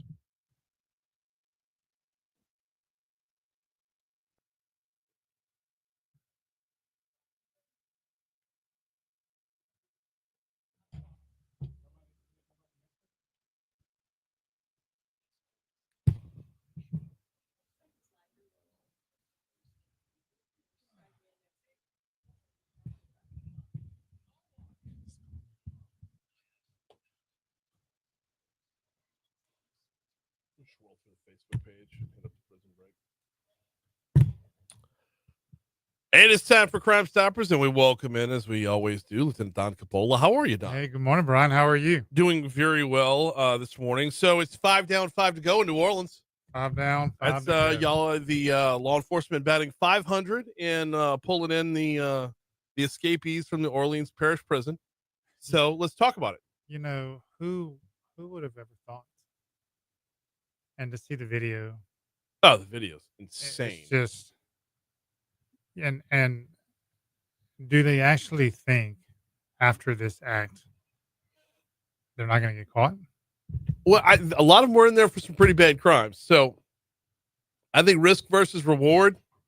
These dudes were bolting. They're getting out and running because they were going to be in there for a long, long time. Well, and they're not helping themselves, and it goes back to I fought the law and the law won, right? I think the law may have pushed it to overtime. I don't know if we can declare a winner on this one just yet. But yeah, okay, so you got the whole farce that is the break itself, right? You've got the whole people on the inside, people who work there are being arrested for helping them out, cutting the water off, moving the toilet, cutting through rebar. I mean, you don't normally have tools when you're in a prison. You don't normally have the tools to cut through rebar on you. The tools, right? No. And to make it so easy for them,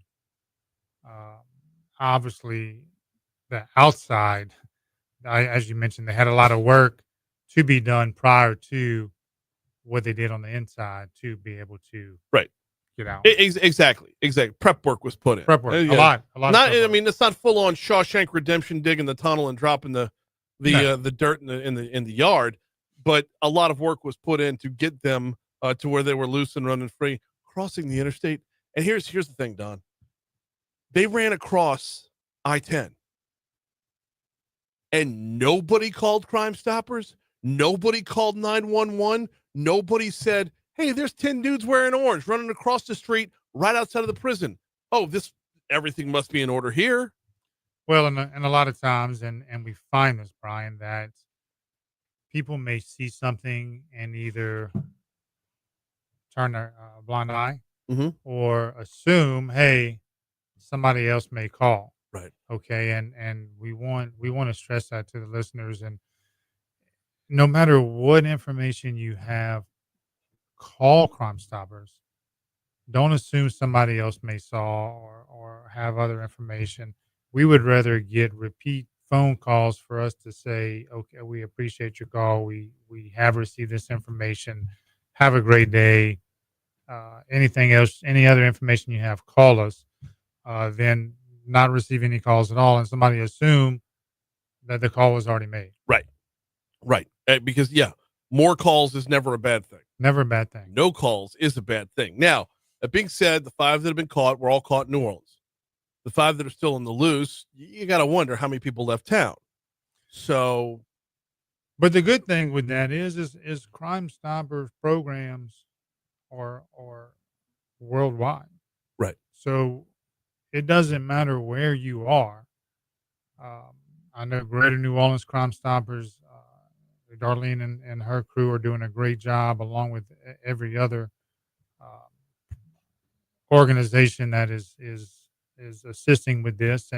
And we at Capital Region Crimestoppers have received calls and have received tips that were transferred to Greater New Orleans Crimestoppers because we work together, not only with New Orleans, Mississippi, no matter where it is, we have that good working relationship. So if it's a Capital Region that you call us, and we will make sure that information gets over to the appropriate program. So that's exactly where I was going with this one. It's not unheard of. It's not unlikely that of those 5 who have gotten out, more than one of them might have ended up here in Baton Rouge or within the Capital Region, since it is Capital Region Crimestoppers. So let's say I see something and I say something and I pick up the phone and I call 344 stop. 344 stop. I make the phone call. I give the information that I have. From that phone call, why would y'all just send the recording down to New Orleans? No, we actually would type up a tip with the information that you have, or if you send a tip through the P3 Tips app or our website, every tip we receive is vetted to make sure that somebody didn't put any information in that tip that can identify them. Right. Okay. So we strive on the anonymity of this, and we just refer to you as a tipster. He said, no, she said, tipster stated, tipster advised, and that's it. Who pays that one out? That's going to be Greater New Orleans, along with, I believe, the FBI, and they put some funds up. No, I know Crimestoppers in New Orleans has a $2,000 piece of this equation, because I want to say information leading to the rest is it's upwards of $20,000 now. It's upward to 20,000. So that one, it's like $10,000 from $10,000 from the FBI. ATF is in on this with part of the reward, and Crimestoppers is in for part of the reward as well. So protecting the anonymity while making sure the tipster gets paid. That's the Crimestoppers. I'm speaking along with Crimestoppers. I'm not talking about any other. No. Yeah, that's what I mean. Strictly that's what I mean. Crimestoppers. Right. To get the Crimestoppers reward up here. Like, I call in, I talk to a Capital Region Crime Stoppers person. The Capital Region Crime Stoppers person connects with New Orleans. That reverse connection can still happen while protecting anonymity. Oh, without a doubt. Okay. Absolutely. Okay. Without a doubt. And we've been around for over 40 years. Capital Region, formerly known as Greater Baton Rouge, but same program, different name, and no one's identity has been compromised. Right. So to be in existence for that long, it says something, and it's even greater to know that we cover 8 parishes. Right. Baton Rouge, Livingston, Ascension, East and West Baton Rouge, East and West Feliciana, Iberville, Point Coupee, and all of the departments within those parishes. So that's a lot of coverage. Oh, absolutely. So it's 5 down, 5 to go with the Orleans Parish prison break. Got one breaking this morning. It was, right at 2 hours ago. About 12 shots reported at the Avalon Apartments over off Florida Boulevard. There's still there's a huge yes. BRPD presence on the scene right now, like literally on the scene right now. At a time like this, if someone sees something right now, like within the last 2 hours, they saw somebody running away from the scene or whatnot. It was like, because we're still in the thick of it. This is still an active scene being worked. How do you determine between calling Crime Stoppers and calling 911 when it's this fresh? So you can make 2 calls. Okay. If you see somebody actively running away, call the local authorities. And in this case, it would be Baton Rouge Police Department, and then make that call to Crime Stoppers. Yeah. Hey, I reported this through the Baton Rouge Police Department, but this is information I have. So, because with everything being fluid at this time, you want to make sure that investigators have it on both ends, and nothing is dropped. So, as we just mentioned, that we would rather get multiple calls on the same incident or the information, and instead of not getting any call. And remember, let's go back to we recently just implemented the first 48. So yes, if you have information within because I believe I think I saw somebody had lost their life in this. Was it this one? This morning? Yeah. I don't have a report of that yet. I'm grabbing this from independent sources right now. It hasn't come through the official channels yet. But yeah, the first 48 are most crucial. Oh, wait, you're talking about what happened last night. I'm talking about this is 5 o'clock this morning, 5:45 this morning. Was when this call came in. So this is still even the one last night. Yeah, of course, within the first 48 hours. Right. Get us that information. Yeah, absolutely. Crime Stoppers is available in a number of different places. Of course, 344 stop is the home base. That's the main number you want to call. That's the number you want to have memorized. 344 stop is the phone number you want to have memorized. The P3 app is available to you. It's a free download. It's unbelievably user friendly. But there's a few other outlets that folks can get to if they need to contact Crime Stoppers. We have the website. We have the P3 Tips app. We have the 344 stop, as you mentioned. And yeah, those are the main reporting numbers or to get to us. We have kiosks out there that show our unsolved, that show our missing. But we can't do this without you picking up the phone or sending us that information. So again, don't assume that somebody has. We would rather get the same information over and over again, and instead of not getting it at all. He's Lieutenant Don Capola. We always appreciate the time, man. Thanks so much. 750 at Talk 107.3 FM, WBRP. Take a quick break. When we come back, is there going to be more money in the budget? Looks that way.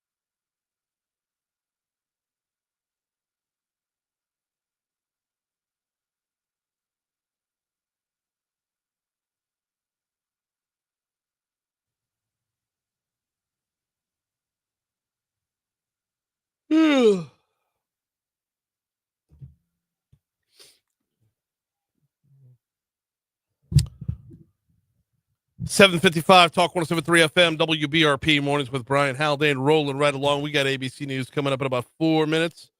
On the back end of ABC News, of course, we'll catch hour number 3. We're going to talk with Karen McCord next hour. We're also going to talk with Abby Kish, who's got an event coming up. But that's not till next hour. Right now, actually, before we get into the revenue estimating conference, talk about having more money. Well, before we talk about having more money, let's talk about having more money. And that would be by downloading the Mathern's Rewards app. You can earn cash towards more groceries every time you shop. You can take advantage of all the deals they've got at Mathern's every single week with the weekly ad. You get all the coupons. You get all the featured deals. The featured deals I absolutely love because it's not monumental savings, but it's the everyday things that they give you a little bit of a break on. Last week, it was Red Baron pizzas were on special. This week, a 12-ounce package of Manda bacon's $1.99. I mean, I'll take that and run all day long. Now, also this week, ground beef's $3.99 a pound. Pork spare ribs, $2.99 a pound. Seedless watermelons are $3.99 a piece. Chicken wings are $2.99 a pound. All this is available on the app. The specials are all there. The coupons are all there. The deals are all there. And your little barcode's all there, too, because when you check out, you scan the barcode, and that's how you earn cash towards more groceries. The computers take care of the rest. It's a really efficient program and very user beneficial, user friendly, too. Good at all 3 locations, downtown on 3rd Street, in the Nicholson Gateway Shopping Center on campus, or Highland, just west of Kenilworth. Mathern's. So you heard about this in news at the bottom of the hour from our news partners at Louisiana Radio Network. The Revenue Estimating Conference has recognized an additional $139 million in funding. This means the state will have more available dollars to plug into next year's fiscal budget. Libby Saunier was on with us yesterday. She's urging legislators to use some of the additional revenue to increase funding for early childhood education. I think we're in a good spot because we're maintaining, and if there's the ability for an additional $9 million, we would be absolutely thrilled to get back to the 23-24 funding levels for child care assistance. The State House approved a budget that contained nearly $78 million for the child care assistance program. Saunier says they would like to see the funding at closer to $87 million, or just over $87 million. About $87.8 million is quite an investment for our state, but our state has shown that when you make investments in young children thrive. And we have shown that. Dr. Brumley has shown that. Look at the overall numbers, not just in early childhood education, but across the board. Across the board, our educational numbers are growing up. Our scores compared to the rest of the nation are going up. Coming up mid-June, we're taking the show on the road. We're going down to the Louisiana Department of Education's Teacher Leadership Summit down in New Orleans. We were there last year. Phenomenal stuff.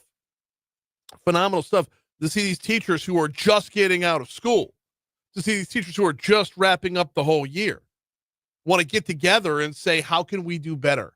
How can we keep our foot on the gas? How can we keep this train moving? That takes a lot. It takes the energy and the want to on the teacher side. And then when it comes to the early childhood education, it takes the funding from the state legislature. State spends around 1% of the state budget on early childhood education.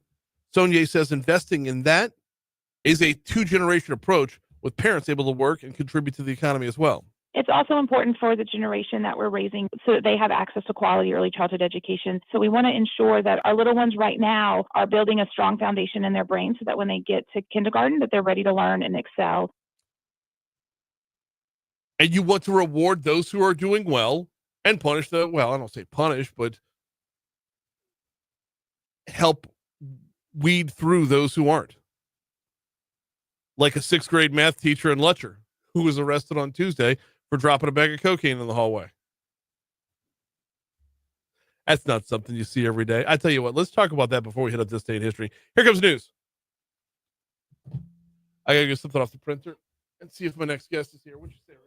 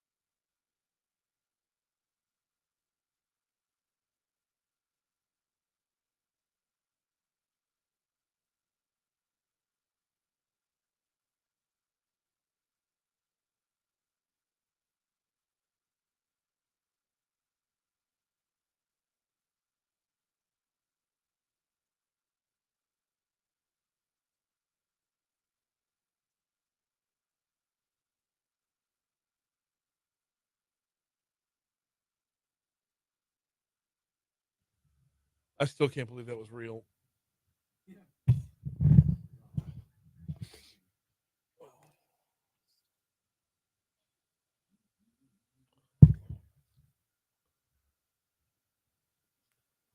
Tomorrow, it begins.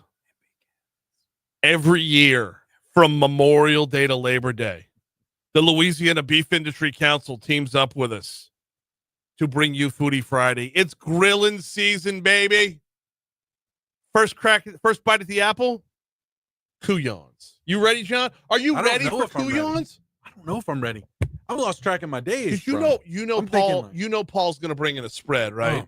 But here's the thing, though. They were just on Diners, Drive-Ins, and Dives. Yeah. Right? Yes. Impressive. Very They much were so. impressive. They impressed Guy Fieri.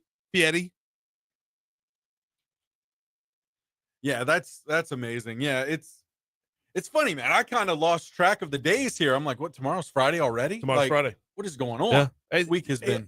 It's last week of school vibes, man. Man, because that's it's what I'm school. talking It's about. the last week of school. Yeah.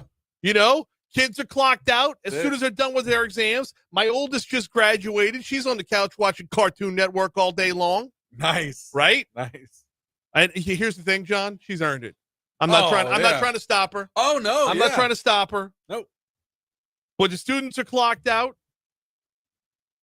The teachers are dropping bags of cocaine in the hallway. And we're going to learn how to make a brisket tomorrow. How about it? Why not? Why not? Let's go, man. I can't get past the story, John. A 6th grade math teacher was arrested Tuesday after, by the way, 808 at Talk 107.3 FM WBRP. Hour 3 in mornings with Brian Haldane coming your way right now. We're going to talk with Karen McCord in our next segment. We're going to talk about entrepreneurship after that. A 6th grade math teacher was arrested Tuesday after a baggie of white powder was found on the ground at a middle school. Deputies said it was dropped by the adult. St. James Parish Sheriff's Office said 42-year-old Lee Michael Grenier, a teacher at Cypress Grove Montessori School, was found on video dropping the baggie in a hallway. Law enforcement tested the drugs, found a positive match for cocaine. This is at a private school? Yeah, Montessori School. Wow. Yeah, searched his vehicle, reportedly found another baggie of white powder, which also tested positive for cocaine. Oh. My boy Grenier. Wow. Going all Charlie Sheen on the last week of school. Look, man. Those kids are rough, man. Lee Look, Michael, hey, look, he's trying to get through it. I'm not endorsing cocaine usage. How did Chris Rock used to put it? Oh, man. How did Chris Rock used to I'm not saying I support it, but I understand. Oh. He's dropping baggies of coke. Where does he think he is? The Biden White House? Hello. Oh. Wow. Yeah, this is insane. See, now I got last week of school vibes, Right. man. I don't even care This is anymore. what it is, yeah. Oh. We'll answer for it all on Monday, right? Bro, St. James Parish, 6th grade teacher, Montessori school. Wow. Rolling with Charlie Sheen. How about it? Your boy had the backup bag of cocaine in the car. It's for the other teacher. That's Fred. You know, you need that little bump after lunch, man. Man, I'm telling you. It's a whole different vibe, right? Bro, we know what it's like when you're going into the 8 o'clock hour, right? It's like, ooh, all right. I mean, no, we don't know what that's like, but we know what it's. Yeah, when you get a little fatigued, you know, you get a little. I have a Red Bull in the fridge upstairs. Yeah. Okay. I have a sugar-free Red Bull in the fridge upstairs. Oh. I need to upgrade like a 6th grade teacher in St. James Parish. Whew. Serving up square pizza and a bump of cocaine. Oh, man, this is insane. The stuff, you know, the stuff we report on. Can't even make this stuff up. Lutcher, get it. Where do you find a cocaine guy in Lutcher? Oh, it's where do you, it just. I've been to Lutcher once in my life. I don't know where would you begin to look for. Like, what 6th grade teacher in Lutcher is like? I got a cocaine guy if you need anything. Right. You can barely find a red light, much less a cocaine guy. Oh.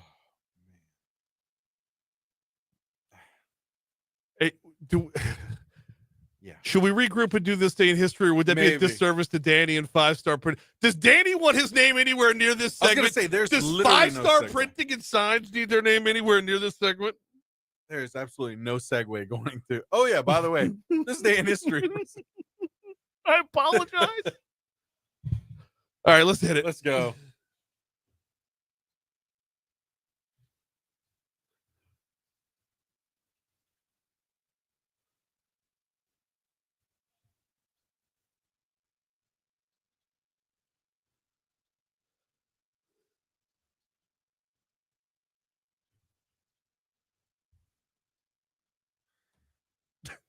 All right, 1933. Cocaine was no, I'm just joking. Yeah, no. 1933, first modern sighting of the Loch Ness Monster by Aldi and John McKay, who claim to have seen something that resembles a whale. Do you believe in the Loch Ness Monster? I want to believe, Brian. Nessie? I want to believe, man. Nessie's out there, man. Yeah, Telling you. totally. I'm here for it. Yes, 1953, U.S. President Eisenhower signs the offshore oil bill. So, okay. Yep. Recognizing the ancient rights of the states and the submerged lands within their historic boundaries. Gotta love it. Yep. Speaking of presidents, 1973, President Nixon confesses his role in the Watergate cover-up. Gotta love that. Yes. Oh, great job.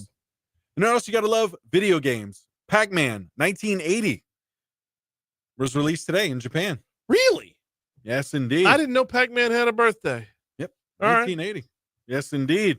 1992, Johnny Carson's final appearance as host of The Tonight Show. And yeah, still hasn't been replaced. No. I mean, look, you run Jay Leno out there, you run Jimmy Fallon out there. There's never, ever going to be another one like Carson. So I love Conan, but I don't know if he's on the level Conan's of Carson. Conan's different. Yeah. Conan and Letterman are more closely linked. Yeah. Johnny was different. Yeah. That was that was a different, maybe in a different stratosphere. Yeah. Let's see. Look at this. Fahrenheit 9/11, directed by Michael Moore, wins the first documentary to win at the Cannes Film Festival in 2004. Okay. I know. Just figure. Hey, we're watching. You talking about 9/11? We're watching American Manhunt Bin Laden right now. So funny enough, my oldest daughter started watching that. Yeah, she's really intrigued by that. Like, wait, this is really fascinating. It's like, yep, it really is. Really is. She started watching it. Yeah, we're awesome. How you feel about it? Yeah, so far, the documentary is informative and whatnot. I find it odd that this is what my wife and I do to relax. Hey, kids, go away. We're watching terrorism to relax. That's where. And we pushed pause on that documentary that was. Oh, you know what? Looking at today, that documentary on the tornadoes in Joplin, Missouri. Yes, that was today in 2011. Oh, true. Yeah, we wiped out the entire city. Yeah. Insane. Killed 160 people. Yeah. Oh my goodness, man. I don't know how to segue into this, but 2010, my wife and I, Jamie, we tied the knot today. Hey, happy anniversary. So, all right. Yeah. So that happened today. I'm never good with those things. Announcing that, I trip over my words. Happy anniversary, Jamie. Awesome. It's been great. Well done. Yeah. Anything else on this day? No, that's it for the events. Everything else is a birthday. Okay. Yeah. We talked about this yesterday. We talked about this guy, Harvey Milk. Today, okay. Starting off the list here. Anybody else? Because actors I got Sean plenty. Gunn. Let's see who else I got here. I might have one more for you, but a lot of them are just kind of just fly right under the radar of. How about Sherlock Holmes? It's Sherlock Holmes' birthday? Why is he not at the top of this list? Well, because he's not real. Sir Arthur Conan Doyle, the guy who wrote Sherlock Holmes, it's his birthday today. But right, I would think Yeah. How about Ted Kaczynski? Okay. Born on this day in 1942, one Ted Kaczynski. Yeah. How about tennis player?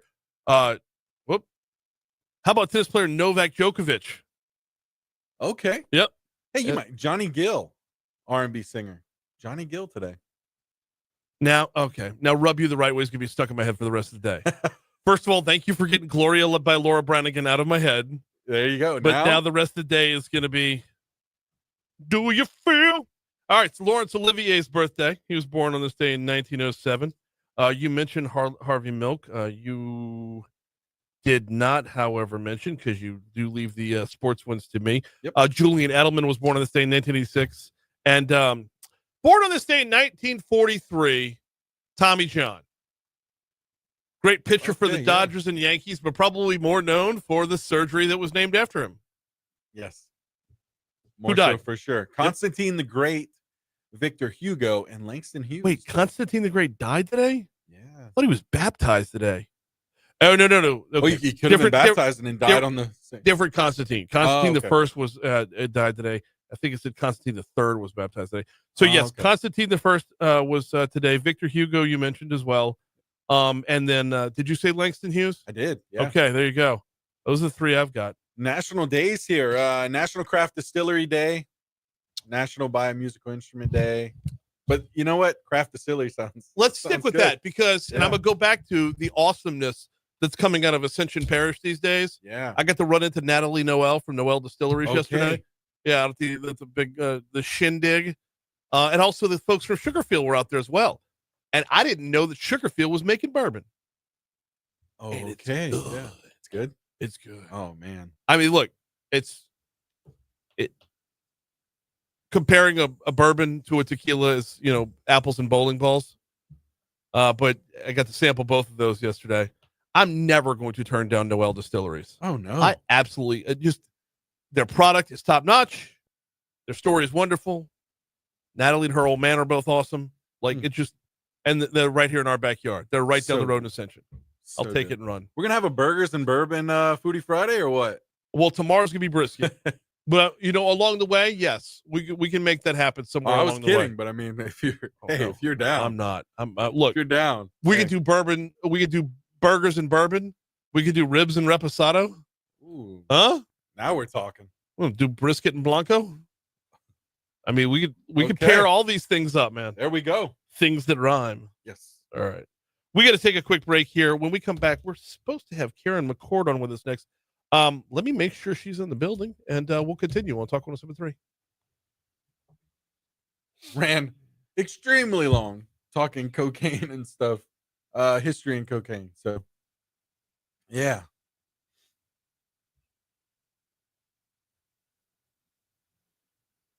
Oh man. So Karen McCord.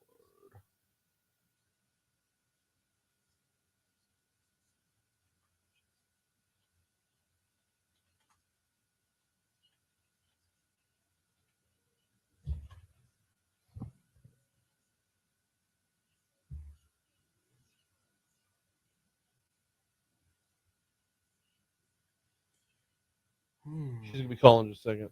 Oh, okay, she's calling. Okay. Let me change that.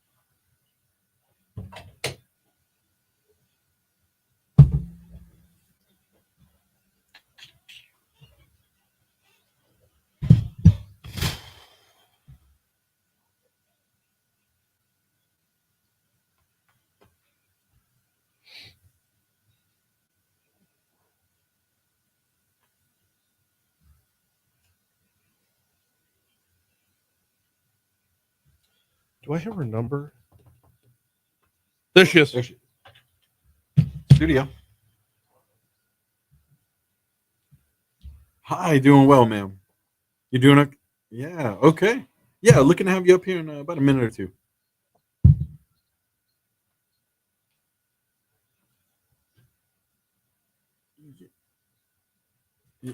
Yes, ma'am, I can. Yeah, it's not a problem at all. All right. No problem. Thank you.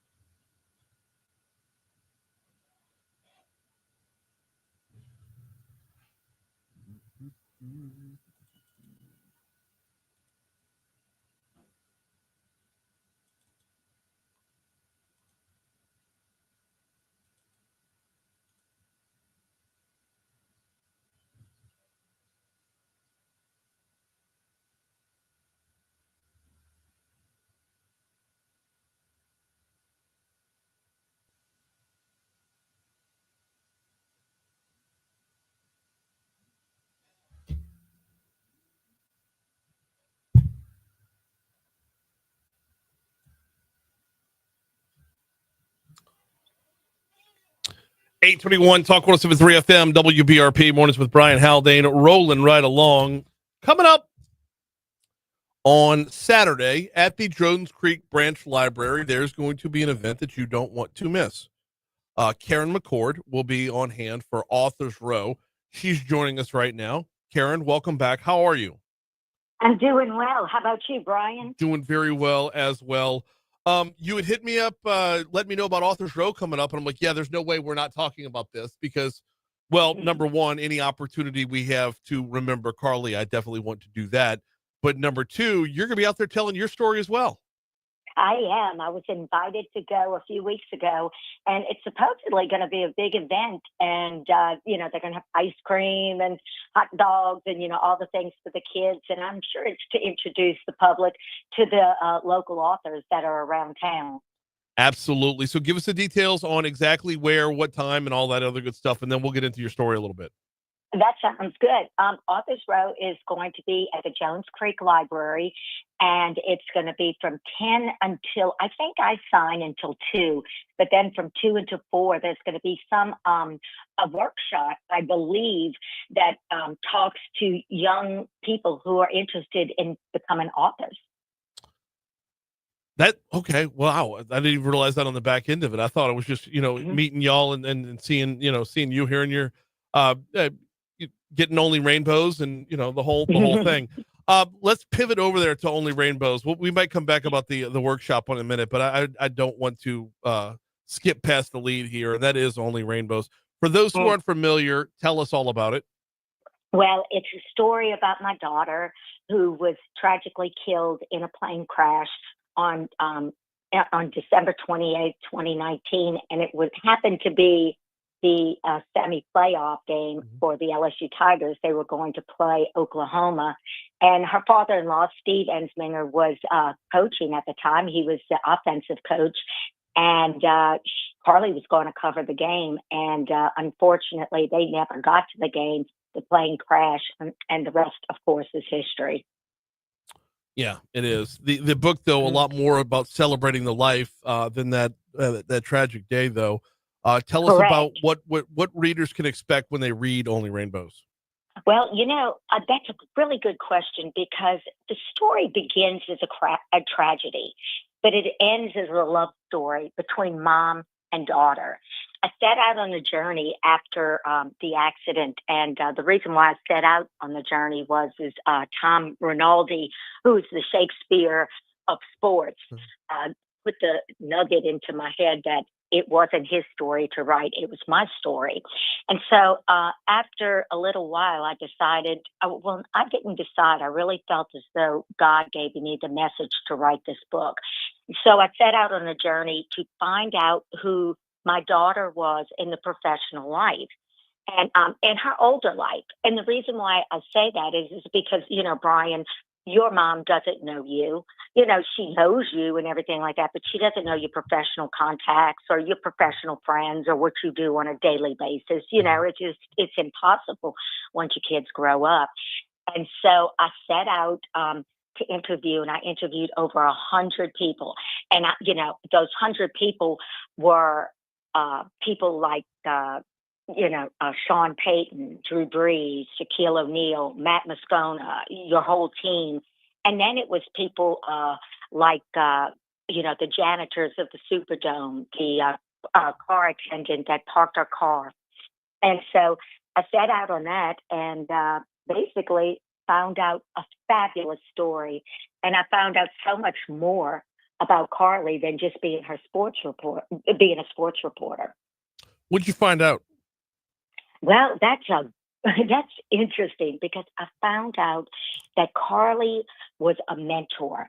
She believed in women in sports, and so she was one of the sports reporters that would invite kids, or not kids, college students that were in journalism to stand on the sidelines with her. She was adamant to help mentors, and somebody asked her one time, "Well, you know, these college students might take your job one day," and she goes, "Hey, you know, if they're better than me, then they deserve the job."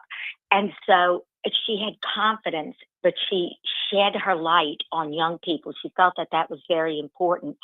And I really do believe that she felt that giving back in her spiritual community, giving back at her high school, her college, and you know, those things were very important to her. Like Northwestern State University was very important to her. St. Michael's the Archangel, which was her high school, was very, very dear to her heart. And she was way more than, you know, the sportscaster that we saw on television. The book is called Only Rainbows, and just everything about it encapsulates like the Carly that we knew up at work over here. And I think the hustle and drive, I think, was my biggest. Well, the hustle and drive while not losing touch with everybody along the way. The fact, like, she produced Matt's show before I produced Matt's show, right? And then but so we'd always have that to talk about, just kind of, you know, complain about Matt from time to time. But it was like it was always like multitask while not losing attention, because she was always working on something, whether it be, you know, working with the Pelicans or the Saints, or teaching English as a second language. I mean, there was never a moment where she wasn't just driven with a purpose, but at the same time, though, never losing that personal touch along the way. Where, I mean, like I didn't know her for as long as Matt did, or for, you know, a lot of the folks up here, but there was never a time where it was like she was never a stranger, you know? Right. You know, she would always outwork her competition. And that was one of her biggest skills. She would, like you said, she would work for the Saints and the Pelicans. She worked for Cleveland Browns. She worked for the radio station. She was very multifaceted. And, you know, Brian, looking back on that, I was wondering if because she always had kind of an inkling, and so did I, and you read this in the book, that I always felt as though Carly was going to die young, and it haunted me. And I had that thought all the way from the beginning of when she was born. And you see that in the book. You see that evolve throughout the book. And she worked hard because it seemed as though she needed to get 90 years of living and 30 years of life. And looking back on that, yes, she just would outwork, you know, the competition. And she was very much a role model to young people. She wanted to share her gifts and so that the gifts can be given back. And interestingly enough, the book definitely addresses grief. And if you have someone who is grieving, it is a great gift to give. Books are great gifts to give, because when you give a book, the person could go back and reread and say, oh, that's how I felt. But also the interesting thing about this book is that young people have picked up this book and they won't put it back down. I have gotten so many messages from, you know, I'm not talking real young, but I'm talking about high schoolers and college, and saying, you know, I have gone through grief and this has helped me so much. But not only that, this has helped me see how much I have to work in life and do things in life to really succeed at those big jobs, you know. And so that was a little facet of the book that I never even knew was going to happen when I wrote it. You know, they always ask, what's your target audience? And I would say grieving people, you know, 20 to, you know, 60 years old women. But that's not the case. A lot of men have read the book. It's got a lot of sports in it. How could you not? You know, it focuses in on LSU a whole bunch with the national championship, of course, and children. So the book is, I guess, for everyone. We got just a minute or two left with Karen McCord, the mother of Carly McCord and the author of Only Rainbows. I know we talked about this the last time you were on, but that was a long time ago. Why is it called Only Rainbows? That is a great ending to the story, and it is her last post before the plane crashed was only rainbows after rain, the sun will always come again. It is a lyric from an Andy Grammer song, and I don't know why she wrote it. You know, of course, minutes later, the plane had crashed and she had passed away. And so was she going down and she wanted to leave one last optimistic note to the world? I don't know. You know, I'll never know that until I get to the other side. But, you know, it was only fitting to call Only Rainbows the Carly McCord story, because we have received lots and lots and lots of rainbows. You know, we could go anywhere and there's a rainbow over our head, or that song will be playing. In fact, I'll end it with this. Matt and I were having coffee, and all of a sudden we were just sitting there and one of her songs just appeared, and we listened and we were like, oh my gosh. And then the music went away in CC's and we didn't hear another song after we sat there till we left. Oh, So, wow. Go figure. Go figure. Those moments are not to be missed. The book is called Only Rainbows. Saturday, Jones Creek Library.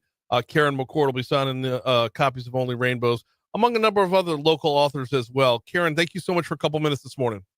Oh, thank you. I appreciate it, and I'm honored to be a part of your show. Thank you. Always. It's 8:32. We blew right past ABC News. Don't care. Let's catch local news, traffic, weather. We'll talk with Abby Kish next. Abby! I am very well. How are you? Come on in. You're here?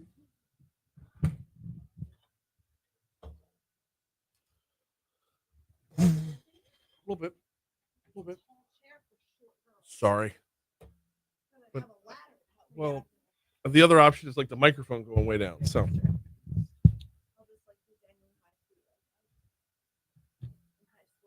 Understood. All right, tell me about the event. It's called the Founders Fest. We're actually pivoting it a little bit and doing a kickoff event to announce a full-scale 2-day event in the fall. Okay. So that's kind of the announcement today. The kickoff event is the one that's coming up at the Guru. Mm-hmm. Okay. Yep. Which we're still kind of like working out the exact timing details of the pivot, because we just decided to do that this week. We had a few partners that wanted to be involved and they couldn't pull it off in the short term. Have I been calling you by the wrong last name? But it's okay because it's new. Yeah. In person, love it. L-O-V-E-T-T. And Abby is spelled A-B-B-E-Y. We had that talk last time you were here, huh? Yeah. Yeah, but it was even more fresh last time. So No, I meant about the EY. EY. Yeah. A-B-B-E-Y. My daughter's ABBY. Yeah. So, and I think last time I was here, I was still transitioning from Kish to Love It. So I was going by Abby Love It Kish. Now it's just Abby Love It. Now we're all the way there. Okay.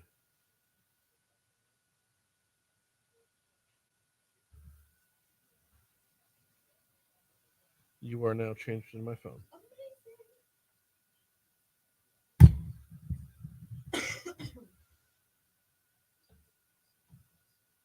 You update on the screen, or did you already up? Okay. Yes. Yeah, we'll get a little bit higher there. Perfect.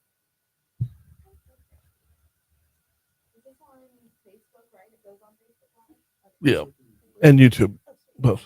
And I can reshare it on there. Of course, encouraged. I promote. You can even pull the video and repurpose it. Just tag me when you do.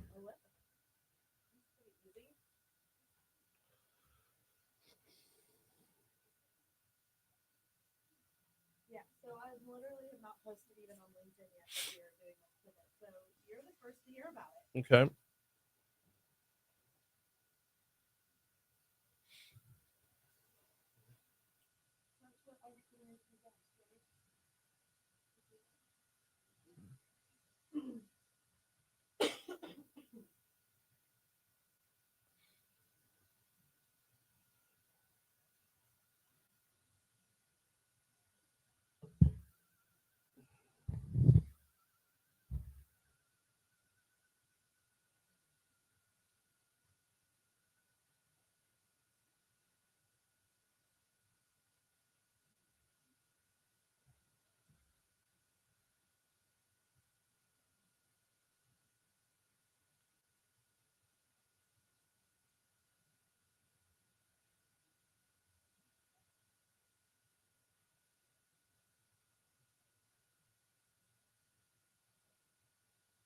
The headline at the Advocate reads, cockroaches are getting ready to invade Louisiana. Lord have mercy. Here's how to prepare for the pests. When are cockroaches not invading? When it's cold outside, I guess, which is rare. I guess. I think this spike in heat, like we've had 3 in the last week. Cockroaches? Get inside the house, yeah. Which it'd been like a year, maybe. I had one on my kitchen counter the other day, and as like a new single mom, I handled that on my own, and it was like, I got this now. Awesome. Of all the things that you have to Yeah. handle for the first time, you know how I handled it? Oh. Crackers, club crackers. There was a sleeve sitting right there. It's the first thing I grabbed. Smashed that baby. Okay. So I lost the whole sleeve of crackers because they were all crumbled. But cockroach is dead. Okay. We had a flying one in the house. Nope. Landed on the bed. No. Nope. All right, I'm gonna go. I'm gonna go spray. The flying cockroach. Once I put out the fire. Lord. For burning the house down. Yes. No, I grabbed a shoe, smacked it like 8 times. Right, and then And Christy's like, "Good God, you got out some anger there?" I'm like, "No, that's our bed." Like, it's our bed. Oh.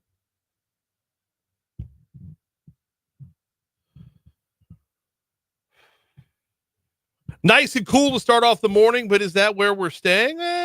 Kind of. Probably going to get up to about 90 degrees today, then back down to 70 tonight. 90 again tomorrow and 73 for an overnight into Saturday morning. 90 again on Saturday and back down to 73. So it's kind of rinse and repeat right around 90 degrees every single day as a high. Sunday and Monday, we might not even see the 90s at all. More rain back in the forecast late Monday into Tuesday. Right now it's partly cloudy and 74 degrees in downtown Baton Rouge.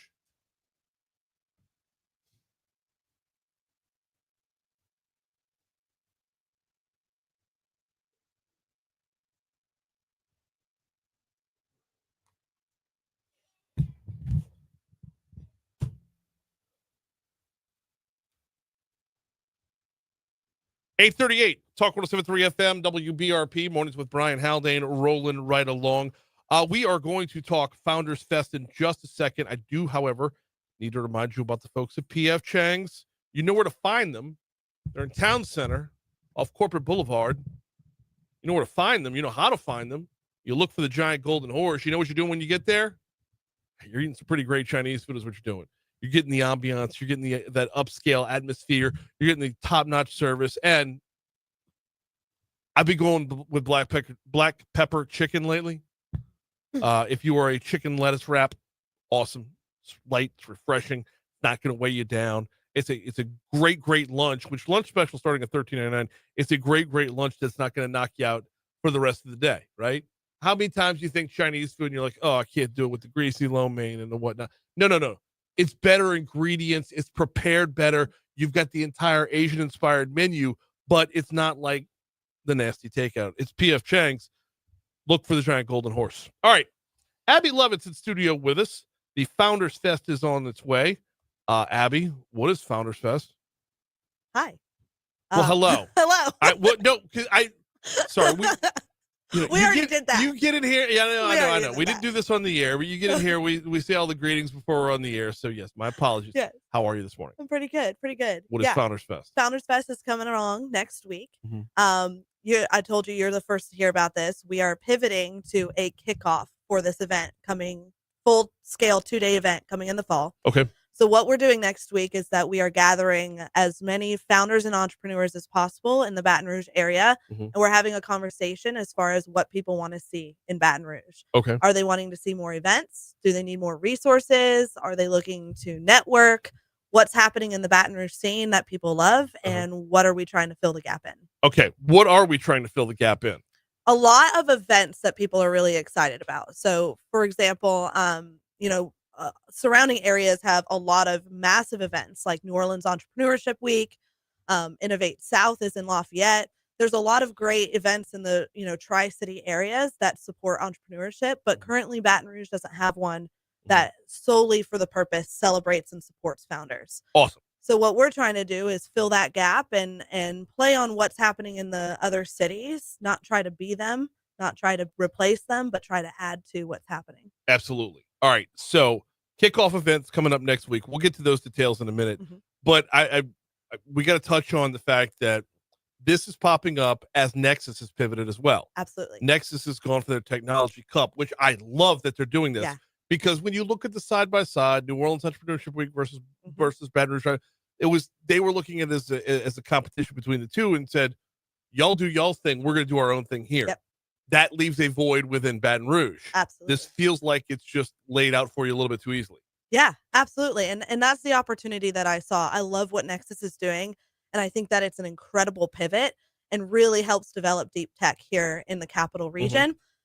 For me personally, I attended Brew in 2021, and that event specifically is what got me to stay and build my businesses here in Baton Rouge. I grew up as a Baton Rouge entrepreneur founder and left the city as soon as I was old enough to, because I didn't think that there was any support here. I came back after COVID and attended Baton Rouge Entrepreneurship Week and saw that there were conversations that were being had and support that was available to me. So because of that, that event specifically is really important to me. And as Nexus shift their focus, I saw it as an ideal opportunity to pick up and kind of add to all of the really great shifts happening in the Baton Rouge ecosystem. We got Abby Lovett in with us talking about Founders Fest coming up, the kickoff coming up next week. Okay, so we'll get to let's get to that now. What's the kickoff going to look like? The kickoff is going to be a short 2-hour event from 5 to 7 p.m. We're going to have a panel called the Faces of Founders. And my goal for that panel is to get as large of an array of different founders as I can find in Baton Rouge. I've got define founder real quick. Exactly. So that's the purpose of this panel too, right? Founder is anybody that started a company, is building for the purpose of scaling, growing, being an entrepreneur, but it can look incredibly different depending on what industry you're in. Right. We've got somebody that is coming, Jordan Lasavio. She's the co-founder of Encore CO2. She's an energy founder and a scientist by trade turned entrepreneur. And she's going to be coming to share her story to really lend perspective that you don't have to be born into wanting to be an entrepreneur to create a successful business. Okay. I've also got an incredible branding strategist, Ashley Badgeron with Studio C323, and she's built an incredibly successful branding company as well. And she's coming to talk about what it looks like to be a founder in that industry. Okay. It's coming up next week, so May 28th and 29th. Just May 28th. Oh, just May now. 28th. Okay. 5 to 7. And this is going to be, you said, at the Guru. Okay. Where, for those that don't know, where's the Guru? It's just right up in road. the government circa 1857 complex, right there where Leola's Cafe is in Mid City. Really great location. You know this because I've hosted events there. It's like one of my favorite venues to host events at. It's a unique venue. It's really I've been to a number of different things there. It never disappoints. It's like this is you walk in, it's like this is a different room. But it doesn't take away from the vibe. It doesn't take away from the overall mission of what's getting done there. But yeah, I've been to your events there. I've seen stand-up comedy there. Yeah. It's just it's completely different. Yeah, it's a great venue. All right, so this is the kickoff next week, leading us up to what's going to be coming. So let's dive a little bit further into that peek behind the curtain for what's to come. Absolutely. So the idea is to do a 2-day event in the fall. And again, similar to what everybody's been saying, we're not trying to be New Orleans Entrepreneurship Week. That's already exists. I travel up there every year for, that full scale event. What we're trying to do is utilize all the resources that are around, pulling people from North Shore, New Orleans, Lafayette, all the different ecosystems that exist, and pull them together in the capital region to have conversations about how can we be supporting each other and collaborating. Okay, a big part of this is, and this is why I like that you've picked up where Brew left off. A big part of this is when you are that entrepreneur and you are perfecting your pitch, you need as many reps as possible. Absolutely. You need to have just practice, repetition in order to get that pitch down, in order to get that. And I'm not saying like, the Shark Week competition type pitch, but like just in general, in growing your business and touting what you do, in refining your mission and your mission statement, and helping develop what exactly that niche is, what that exactly the direction is. The more you could do it, the better. Absolutely. And these events are essential for that. I just attended one recently where I had an opportunity to talk about what I do with founders, helping them perfect their pitch and public speaking, the coaching side of my business. And without even realizing it, I was pitching myself and led to an incredible connection that is going to be a great business partner down the route. And so for me personally as a founder and with my network, it's really important to have events like this that not only get you in the room to be encouraged, but get those reps in. So as often as you can, you're talking about your business and what you do. The types of founders, I want to go back to that part real quick, because I know a lot of folks will think, well, that's not for me. That's for different types of businesses. This is wide open. And I think if you're asking if it's for you, it's for you. Correct. Absolutely. Because I'm the ideal person for this. When I came back to Baton Rouge, I got involved with Nexus, which was a tech startup that their focus is tech, right? Always has been.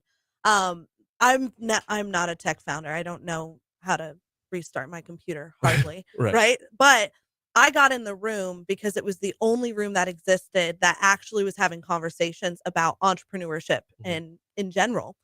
I inserted myself in that room and found that there were so many resources available to me in that space, even though I wasn't a tech founder. So my desire with this event is to say, you hear founder and you hear startup and you automatically think tech, scaling, exit, Shark Tank.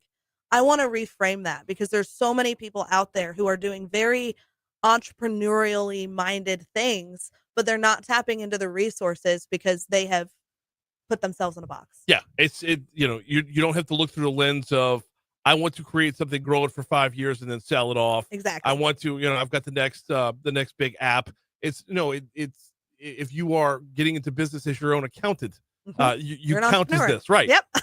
it's everywhere across the board. If you are going into business for yourself, you don't have to be looking to grow with more employees or have some, giant lofty aspirations like you want to be the next Google. Yep. This is all encompassing. Yep, absolutely. Where can folks go to learn more beforehand? Attendfoundersfest.com. Attendfoundersfest.com. Absolutely. They can register there, get all of the information, any updates about the kickoff or the full event in the fall will be there. And yeah, I'm really excited about it. We're hoping to bring a lot of energy into the room next week and have some really great conversations about what entrepreneurs in the capital region want to see. Next week at the Guru, May 28th at the Guru. Abby, I appreciate a couple minutes this morning. Thank you. Thank you. Speaking of business, the Louisiana Business Weekly podcast is your source for the latest in Louisiana's business landscape. Hosted by yours truly, but I'm not the main character here. It's proudly presented by Currency Bank. The bank for businesses brings you the business podcast. This weekly show dives into the trends, stories, and voices shaping the state's economy. Listen and subscribe on all your favorite platforms, Apple Podcasts, Spotify, and more. You can also catch every episode at talk1073.com. In fact, we just dropped another episode. I want to say it was Monday, or no, it was into last weekend with Wesley Construction was the most recent one. Get it over at talk1073.com or get it anywhere you get your podcast. We're having a lot of fun doing it, and people are telling some really, really great stories along the way. All right, we're coming up on 8:50 at Talk 1073 FM WBRP. We are going to check your money now. After your money now, we'll take one more look at traffic on the back end. When we step outside of East Baton Rouge Parish for the outside in, we are headed over to Livingston Parish for that. That's coming up next, right here on Talk 1073. It's 8:50. 3 seconds short. 3 seconds short. 3 seconds short. That timing, it's like a constant game, huh? No. So my clock is not as atomic as it should be, so I have to pay attention to John, but I'm looking right past the clock at him, so it's feeding me two different numbers. Why don't you get a new clock? That's a good question. That's a fantastic question. Fantastic. It's a very valid question. Now we know what to get you for Christmas. Okay? A new clock. Or maybe change the batteries. No, batteries are fine. Batteries are fine. It doesn't run the way it's supposed to. So. Oh man. All right. Well, thank you.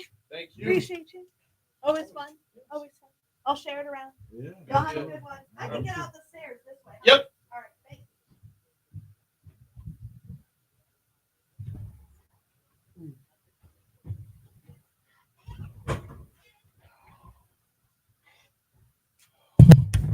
One more segment to go. Hey guys, right at 9 o'clock, we're going to drop the Facebook feed. Very unceremoniously hop out of here because I've got 2 interviews and a podcast after the show today. So it's going to be a quick turnaround across the board. I will tell you, one of the interviews is with David Tidwell. The president CEO of Hope Ministries, he actually testified in front of the House Committee on Agriculture. You're going to hear his story about his testimony and how it relates back to the Farm Bill and the budget.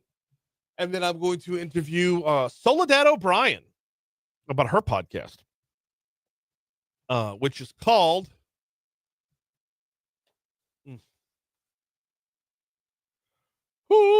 Murder on the Towpath. One of America's greatest unsolved mysteries, and the two women at its core, one black, one white, one poor, one rich. They never actually met, but their lives came to intersect through one tragic day when Mary Pinchot Meyer was mysteriously murdered on her daily walk in broad daylight in 1964.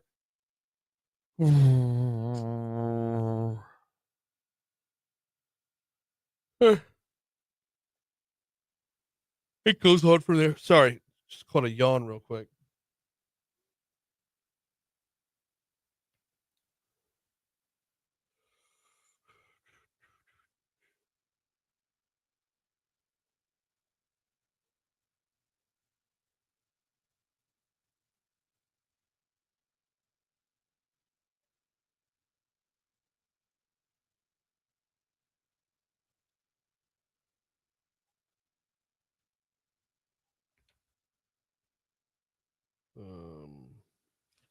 I thought she was doing that podcast with what's his ass?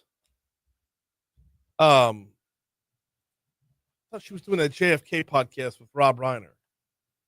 I feel like I got bait and switched on this one.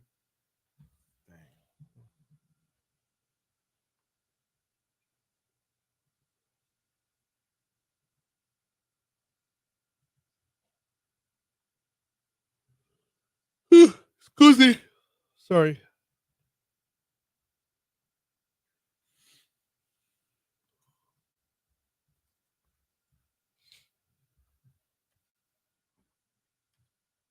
Yeah.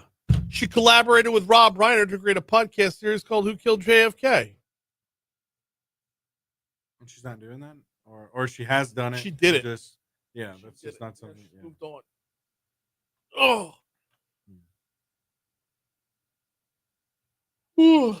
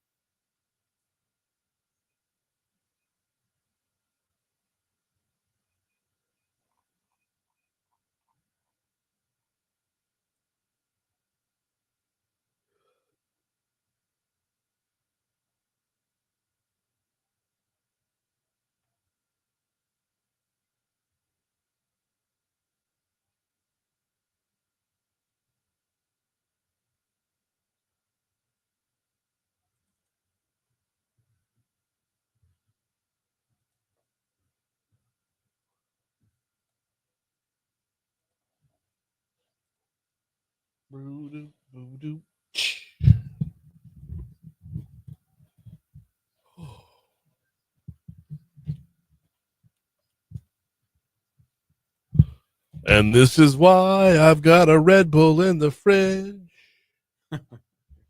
Because I don't have a cocaine guy. Bro, you ready to roll down the lusher? No. Firing they just got baggies of blow. Dude, that's in the that's Montessori insane. school. Bro, when you're living that rough life of teaching sixth graders, Man, let's go, man. you need that yayo. Sheesh. You need some of that Colombian nose candy. Colombian nose candy, huh? Oh my goodness. Yeah, that's absolutely insane. I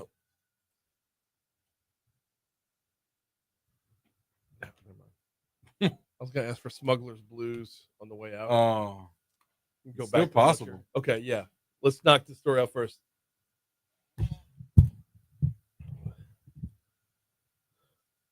856 Talk 1073 FM, WBRP, mornings with Brian Haldane, rolling right along. One segment to go here before we hand off to Moon, who has lost his mind. Oh, John, do you still have that handy? If I could remind people why Moon has lost his mind.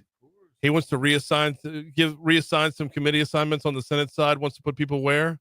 Where was it that he wanted to put people? Oh, man. I'm asking for it too quick, huh? Where does he want them? Come on. Come on. And you put them on the toilet bowl committee. What's the other one? Democrats and Miller, and you put them on the toilet bowl committee or the poop committee.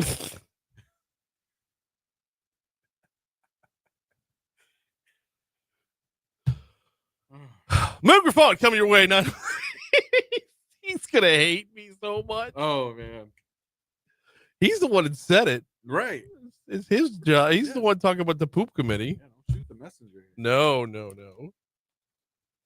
You know, Jacob Hester needs somebody on that committee.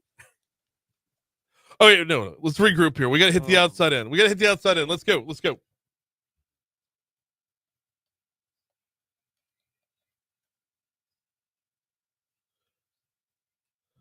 Livingston Parish is where we go for the outside in today. Livingston Parish once again teamed up with former Dateline NBC correspondent Chris Hansen in an online sex sting. This time, 9 men were arrested. We told you about that in news. Sheriff Jason Ard says the Internet Crimes Against Children Task Force set up the operation back in March and April, creating a fake social media profile. Cut 13. I got you. I'm sorry. Basically have a profile that's there with a young girl or a young man that is 14 years or 12 years, just depending on what age, but it's always going to be a juvenile, and it's actually an undercover deputy. Sheriff Ard reiterates it's always the suspect who initiates the conversation, not the other way around. We make sure that several times they're told that, hey, you know, I'm 14, and they see right through that.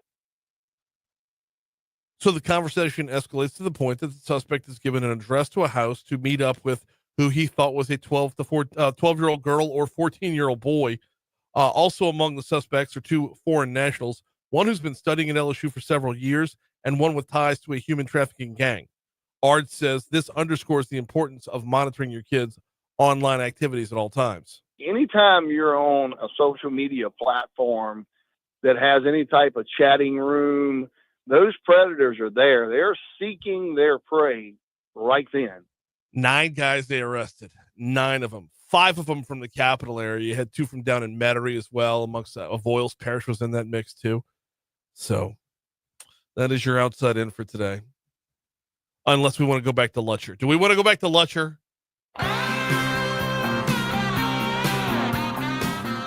Kind of have to, don't we? I mean, it would be wrong to end the show today without going back to Lutcher because you had a 6th grade teacher dropping a baggie of cocaine on the ground. Oof. 6th grade teacher, cocaine. All right, we got to get out of here. Moon's up next. So I was queuing up the song and I'm like, crap. Yeah. Let's see.